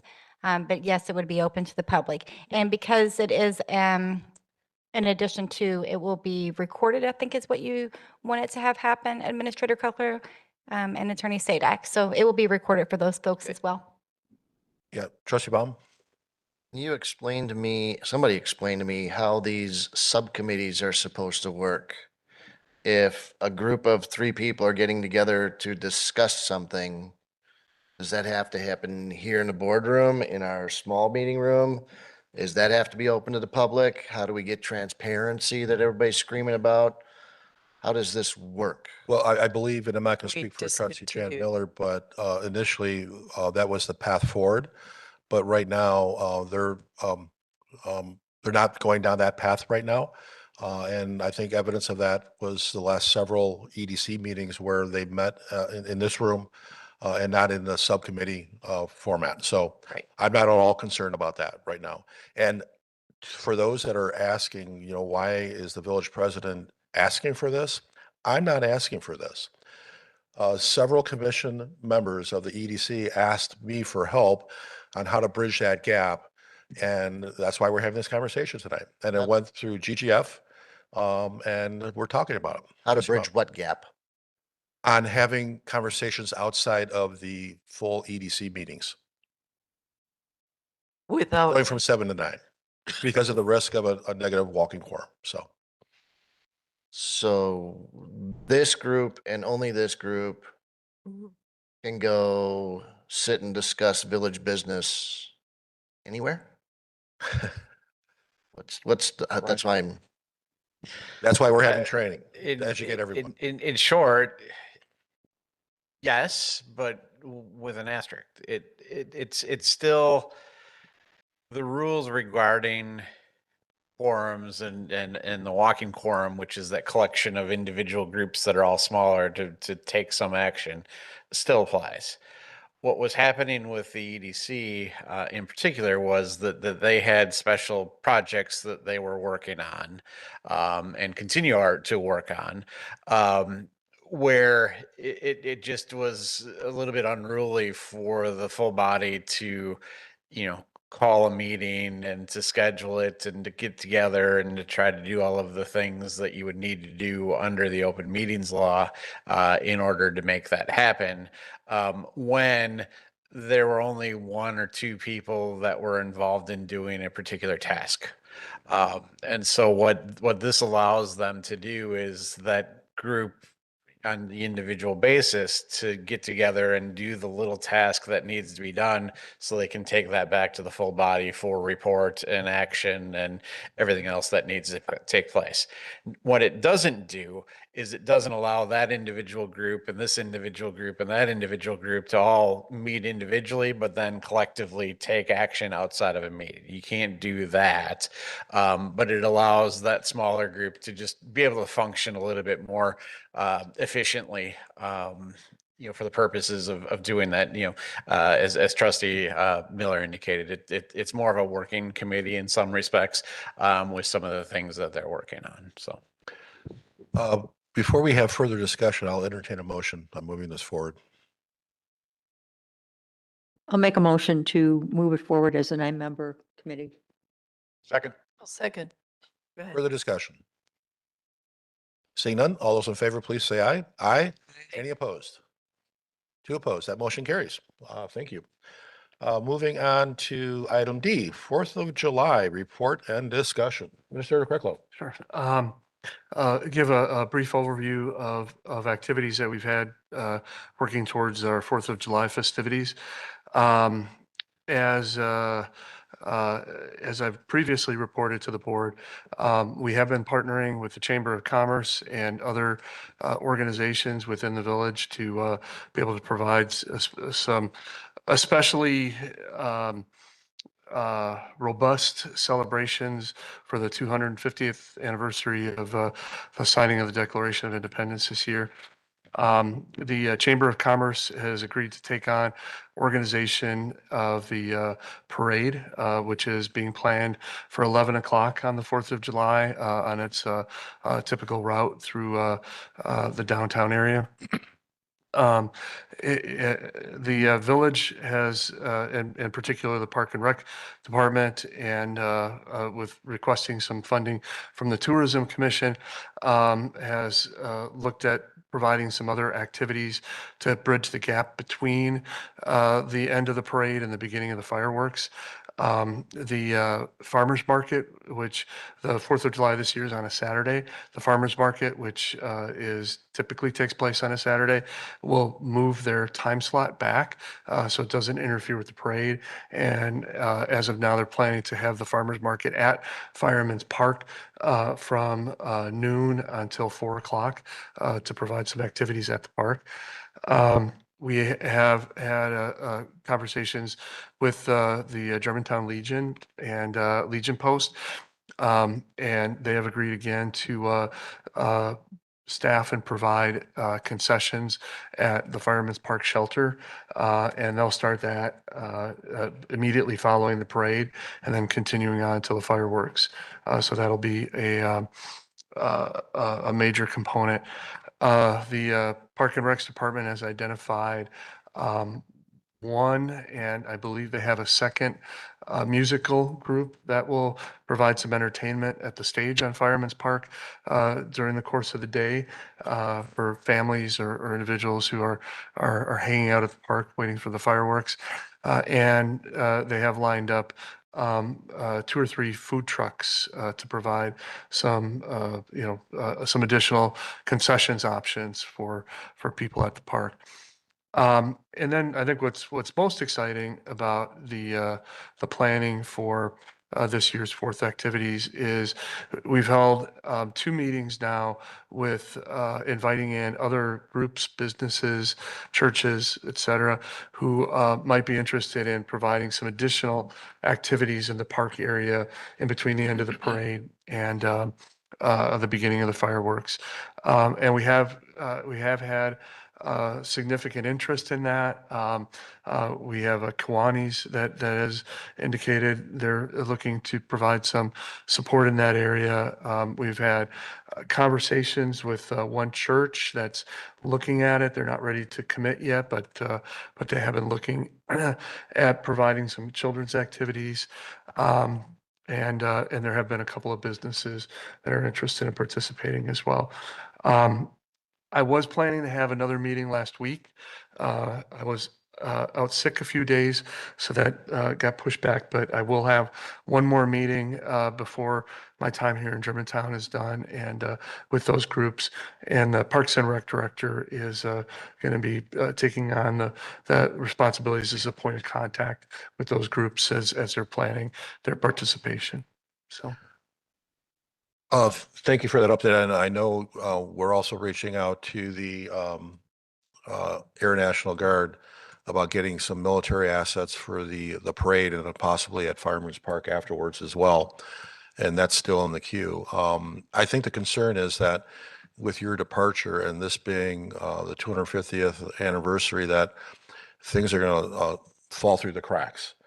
So I know you mentioned that Parks and Rec will take the lead in terms of the community groups, but who from staff right now will be the point of contact that we can go to and talk to and have report out to us in terms of progress, who's managing the project plan, things like that?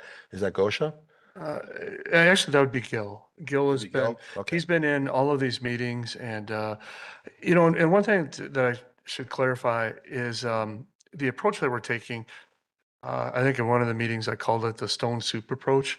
We're not trying to have the village staff micromanage, who's going to be the volunteer at the parking lot, the parking area on Crusader Court from 10 o'clock till 2 o'clock. What we've been doing is working with the community groups, and then they're going to be working. So for example, if the church that we've talked to is interested in getting in participating, they're going to take an area of Fireman's Park for a certain period of time on the 4th of July, and they're going to organize the volunteers and the activities. Village staff won't be directly involved. So I think it's a good balance of bringing in groups from the community that want to participate without having too much of a burden falling on any 1 or 2 people. And thank you. And I know the Chamber's taking the lead on the parade, and they did a wonderful job with the Christmas parade. So I feel very comfortable that we'll have a bigger and better parade. There are parade experts. Yes. And Brian, question for you. I've heard comments which I support on creating a 501c3, Celebrate Germantown, to manage events like this going forward, to be in a position to collect donations that are tax deductible from the businesses. Where are we at on that? Sure. So the entity itself is created.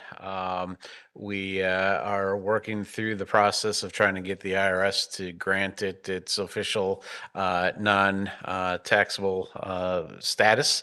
That with COVID, they ended up being like, I forget what it was, like a couple years behind on applications that they were vetting through. We were this fall in position in the time frame where their online kind of tracker says the time that we submitted the application was about the time that they were reviewing applications. And then, of course, as we all know, the government shut down again. So I don't know what that's done in terms of impacts. It really hasn't updated yet to tell us. But I'm hoping here any moment we'll hear from them and grant us that status is my hope. So. And then you would come to the board, say that, okay, we've got the thumbs up, the green light, and then provide additional recommendations on appropriate next steps. Correct. We want to go down that Yep. path. Great. Trustee Pieper. Well, President Soderberg, you know I've contacted you months and months and months ago, and I asked to revive the 4th of July committee. I asked to take the lead because the ball was dropped. The 4th of July committee would work with the community groups. The 4th of July committee would make sure that there are volunteers for the traffic, that there are events in the park. I am so glad that the chamber is taking over the parade because they did such a great job with the Christmas parade. I have all the faith in Gilletta that the 4th of July parade is going to be amazing. But all of the festivities in the park afterwards, I contacted you months ago and you promised me that you were going to put me on the 4th of July committee because I had people that would have already spent months and months and months raising funds from the community, from the businesses to make it the best 4th of July celebration ever. I had connections that were going to be on the committee that were going to make sure that your Ferris wheel and your merry-go-round and all the kids' games were there. What happened to my idea of somebody new from the community every single year singing the national anthem as light fireworks are being lit off? I've never heard you say any of my ideas. I kept following up with you and asking you, can you put this on the agenda? Can you put this on the agenda? I would like to take the lead. It's already past the time that we should have started planning. And we cannot let Germantown down. Can you put me on? Can you put me on? Can you put this on the agenda? And I heard you tell me a couple times, oh yeah, I'll talk to Steve. I'll get it on the next meeting. Oh, yep, I'll do it next meeting. And then only to have the administrator call me and because you didn't have the gall to say, no, I'm not going to be put on it. It's not going to be revived. That you want to do community meetings and sessions instead. This 4th of July is on you. Thank you for sharing that. And I believe you wanted to revisit the Celebrate Germantown nonprofit, and we just got an update from our village attorney. You are more than welcome to participate and engage in any 4th of July activities planning, just like any trustee here. Trustee Jan Miller.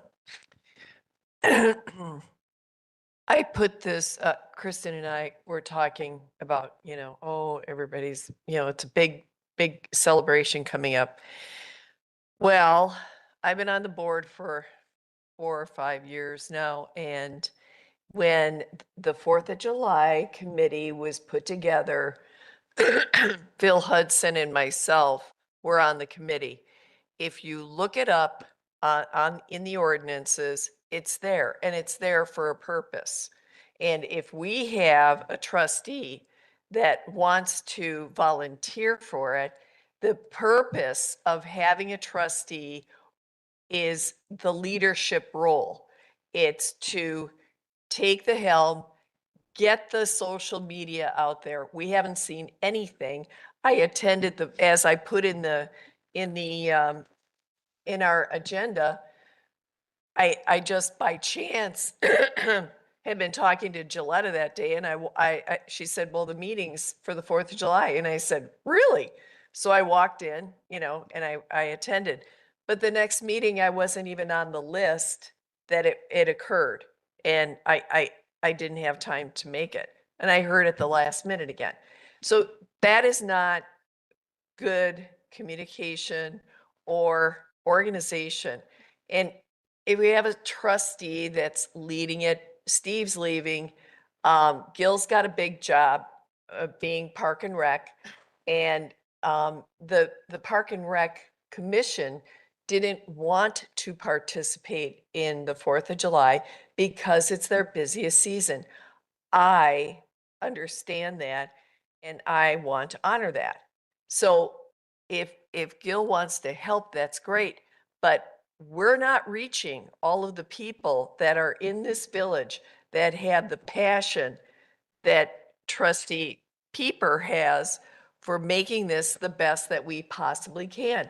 And on GGF, Trustee Kaminsky and Trustee Rick Miller asked me, well, what's going on with the 4th of July? And I said, I don't know. I just, I don't know. So the communication is low or nil, and we need to change it. And I say if Trustee Pieper wants to take a big lead on that, I commend her. It's too late now. The planning should have began It's a already year ago. planning. Yeah, I know. So it's too late now to try to jump in last minute when it's only a couple months away. I tried, and you cannot deny that I didn't try. Yeah, but Okay, seriously, okay, honestly, okay. you have to think all the vendors are already booked. All the fireworks. This is vendors, all not, this the- is not the first time we are having a discussion on the 4th of July. Is that accurate? No, and this is not the latest that we've ever Had, talked about it. several conversations on the 4th of July, keeping all the trustees aware of what we're doing. And you will note that in the item title, 4th of July report and discussion and action. If there's a motion on the table to create a 4th of July committee,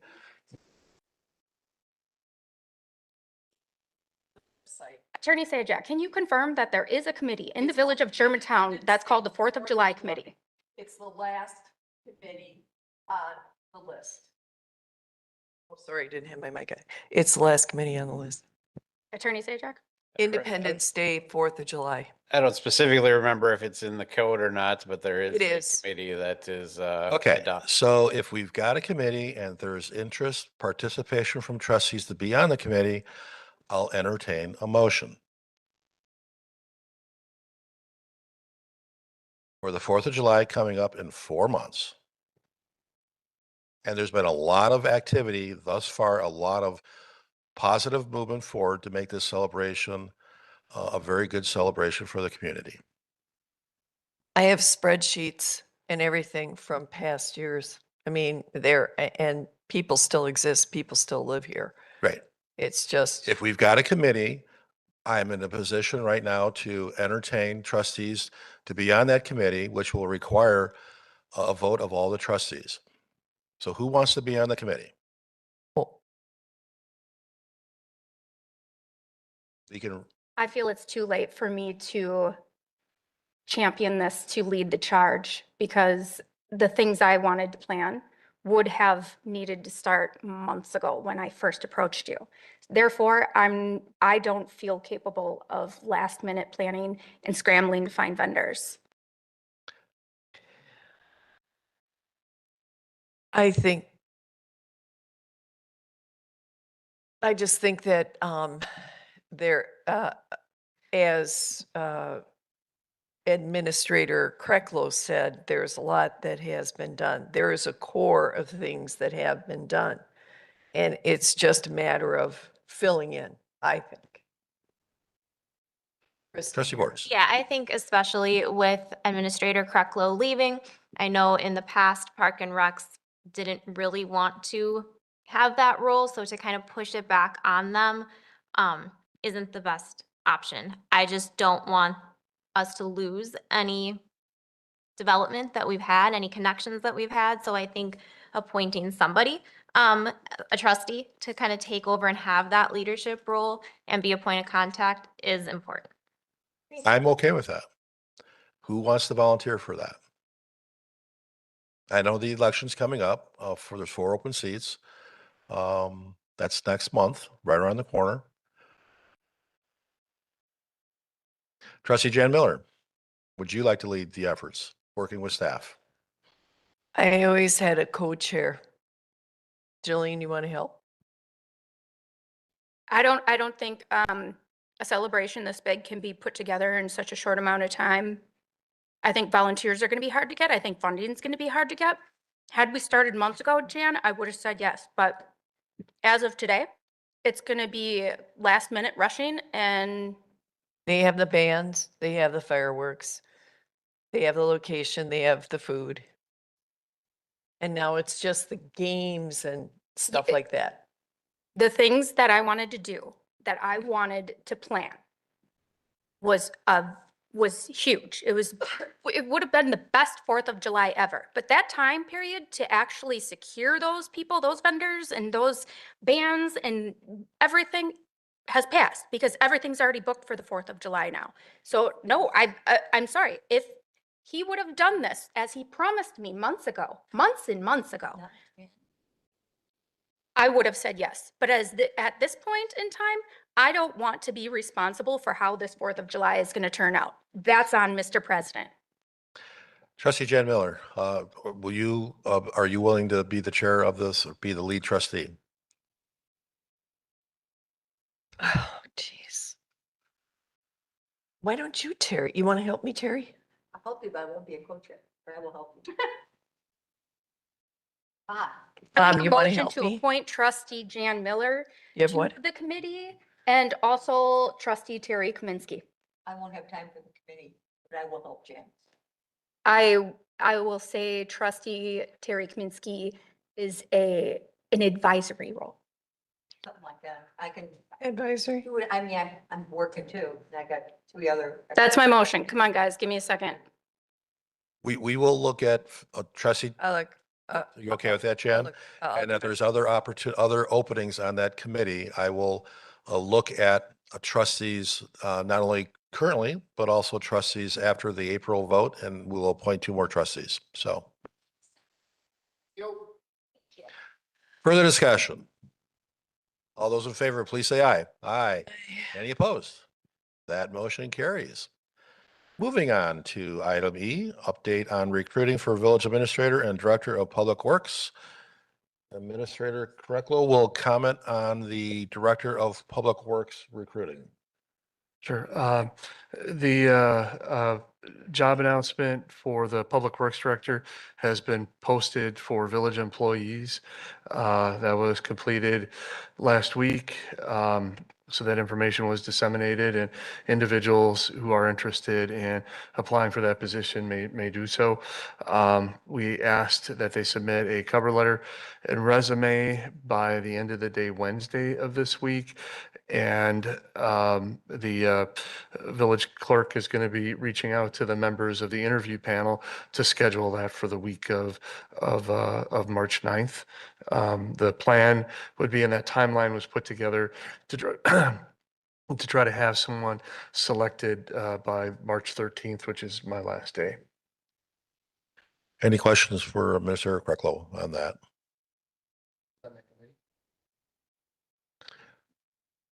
Rick Miller. I believe that that was decided at the last meeting. It would be the village president and the chairs of the 3 standing committees. And I also added Trustee Warren on that because of his involvement with the utility advisory. So. Further questions? And again, absent with your departure, and let's say we can't identify, we can't backfill the director of DPW in time, whether it's internal or external, we do have a path forward with our consultant to add interim DPW capabilities. So, which I don't think we have to revisit that right now. So. And in your absence, who would DPW be reporting into? In my absence, I would name as the interim either the village engineer or one of the 3 superintendents. Okay, great. Discussion, further questions? Trustee Jan Miller. Would you use the, why would you use the supervisor, the engineer for the reporting? Is there not somebody else, like support services, or I'm just asking? Because they're going to be, they could actually be interviewing? I'm just, Yeah, I think it would be important to have as the interim, someone who's, more familiar with Public Works operations and issues that they're dealing with. So, could our consultant get someone?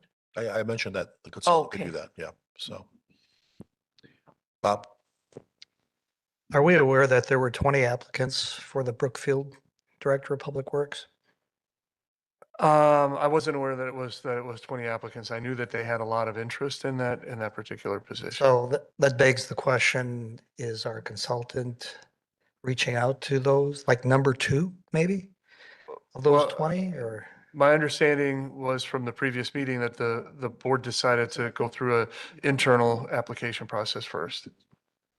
Yes, and after that, then, No qualified, yeah, if, we agreed that if no qualified candidate was found during the internal posting of the job, then we would go to the recruiter to post it elsewhere or recruit for the village. oh, I'm just making a point that there's a lot of people out there that could fill that role, and there were 20 applicants in Brookfield, so let's all keep that in mind. Point taken. Further discussion, comments for the Director of Public Works? And then I just want to make a point. That's how we got Matt. We had a recruiter as well. Okay. All right, thank you. Now we're gonna get an update on the recruiting of the village administrator. Jay? Good evening, welcome. Good evening. I did have a chance to share some materials. I'm speaking into the mic, is that right? Okay. Just before you started, thanks Donna for printing them and getting them to you. Would it be helpful to walk through them at this time, President Sutterberg? Okay. Yes, if they have the opportunity to review them. Okay. Maybe we start with the position description. So that's the document that has the welcome, but not the brochure. So the flag on the top, position description. It's your position description that you have for this position, maybe enhanced a bit to be more not so government visually appealing for the site that we put it on. Minimized a little bit. We take out the fact that you have to lift 50 pounds and things like that. So it's the nuts and bolts of the position, essential skills, knowledge. Just know that that's not us making up this information. It's really your existing position description for the village administrator repurposed into this document. There, you can see the number, the hiring range number. That's something we're going to talk about either tonight or at some other point. President Sutterberg, that's up to you folks to suggest. That's our initial recommendation at this time. We can maybe get through the documents first and then go back to the hiring range, if that makes sense. I think that might be the cleanest way of talking about it. I would let you know that we're ready to move forward with the posting as soon as you are. So this is the first year seeing these documents. I don't expect you to react to this position description or the next one, which is the brochure. That again, when I was here last time, shared with you that Germantown sells itself. You have a great community that is visually appealing with a bunch of cool events, one of which you just talked about. This document attempts to do that for the applicants. We do have a link. We'll have a link to the videos that you have available as well. I think that's on page 5. And then we talk a bit about the ideal candidate for this position, and then how that prospective applicant would find us. We have a LinkedIn following. We have the Facebook page, and then also the website that is really the best recruiting tool that we have. We do actively recruit. Trustee Warren's comment about for the other position, this is obviously for the village administrator position, but we're not shy. So if there's individuals that you know of that would be beneficial, that you think would be a good fit here, we'll certainly reach out. We know of some as well, and have already begun to have some conversations with folks that might be a good fit. We'll also talk to your staff about the same. We've had that assessment out to you and to your team for a few days, and we received 10 of them back already. So applaud you for your quick response. If you haven't had a chance to respond yet to the assessment, Phil, please do that. That's helpful for us as well. I'll stop as you have questions. Julie? Do we need to make a motion for him to post this or? It is action. I would say that the job description, based on what you mentioned, Brian, is somewhat, it's cast in stone. And I believe it's from the Muni Code that you pulled information from to fill this out.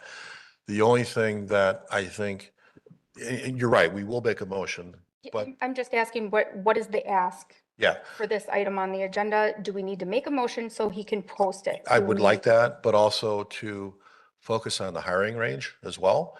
And Jay, how did you come up with the hiring range? So the third document that you have before you is a summary.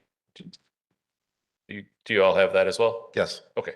There's a summary of some recent positions. I will share that some of those numbers are 2025 salaries. I can confirm or deny the ones that are 2026, but I'd say that's fine. yeah, so we're close in that area. It's our latest information. It's our recommendation based on that data. I can. Okay, so I'll make a motion for him to get this posted ASAP because we're running out of time and we don't even have applications in front of us. Perhaps you can get the administrator from Fox Point. You could maybe recruit him to come back here. He's in jail. Or Right now. the new one. Discussion. We have a motion and a second to approve the position description along with the hiring range. Trustee Jan Miller. Could you explain, was this information, this, what do you call it? The position description, this was taken off our website? And did you get to add anything to this, Jay? We stylized it. Uh-huh. But as far as, falsifying it, no, that's not what we did. Okay. I mean, so then in your professional opinion, have we captured everything that's of essence Yeah, I for a believe so. village administrator? Yes. Okay. There are some nuances that you have within your code that are included in here, like ex officio officer, like all municipalities deal with this position a little differently, but there's nothing that's alarming by any means that's in the position description. Definitely think we can recruit using it. And we did talk about in open session about possibly having the ideal candidate reside in our community. And then I believe our village attorney mentioned that we really can't mandate that. We can incentivize that through relocation dollars. But I believe, Brian, you mentioned that we can mandate within 15-mile radius. Right. You can mandate within 15 miles, or otherwise you can incentivize, like, for example, both Milwaukee and I think West Dallas both have different pay scales depending on if you're a resident or a non-resident. So you can incentivize folks by paying a little bit more if they're a resident, for example. But you can't mandate that they reside within the community by statute. Further discussion. Trustee Jan Miller. And Jay, did you say that you placed somebody in South Milwaukee or working? We're actively recruiting for South Milwaukee. We're much further along in the process. Okay. Further discussion. See none? All those in favor, please say aye. Aye. Any opposed? That motion carries. Thank you, Thank you sir. very much. Have a good evening. We're. Sure. Make sure that the motion that was just approved was going to be a motion by trustee Garcia to get posted as soon as possible, the job description and salary range. And it was seconded by trustee Baum. Is that your correct motion? Yeah. Thank you. Okay, we are now on to item F, retention bonuses for certain department heads. The village board may convene into closed session pursuant to Wisconsin statute 19.851C for the purpose of considering employment, promotion, compensation, or performance evaluation data of any public employee over which the governmental body has jurisdiction or exercises responsibility, and then may convene into open session to take such action as it deems appropriate. I'll entertain a motion. Second. We have discussion. We have to do a roll call on this?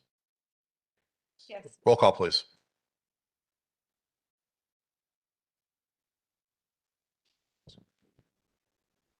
Trustee Warren, Aye. trustee Cutts. Aye. I'm sorry, what was your answer? Aye. Your microphone's not on. Guys, please turn your microphones on and speak into your microphones for the record. No, it's. Trustee Baum, Aye. trustee Jan Miller, Aye. trustee Pieper, trustee Borst. Aye. Trustee Rick Miller. Aye. Trustee Kaminsky. Village President Soderberg. Aye. We're in closed session at 9:22. Do you want to take a recess since you've got some left for the bathroom? Yeah, we're going to take a recess, so, and then 5-minute recess. 5-minute recess. Do I have anything to sign? Stuff to sign. Steve. Yep.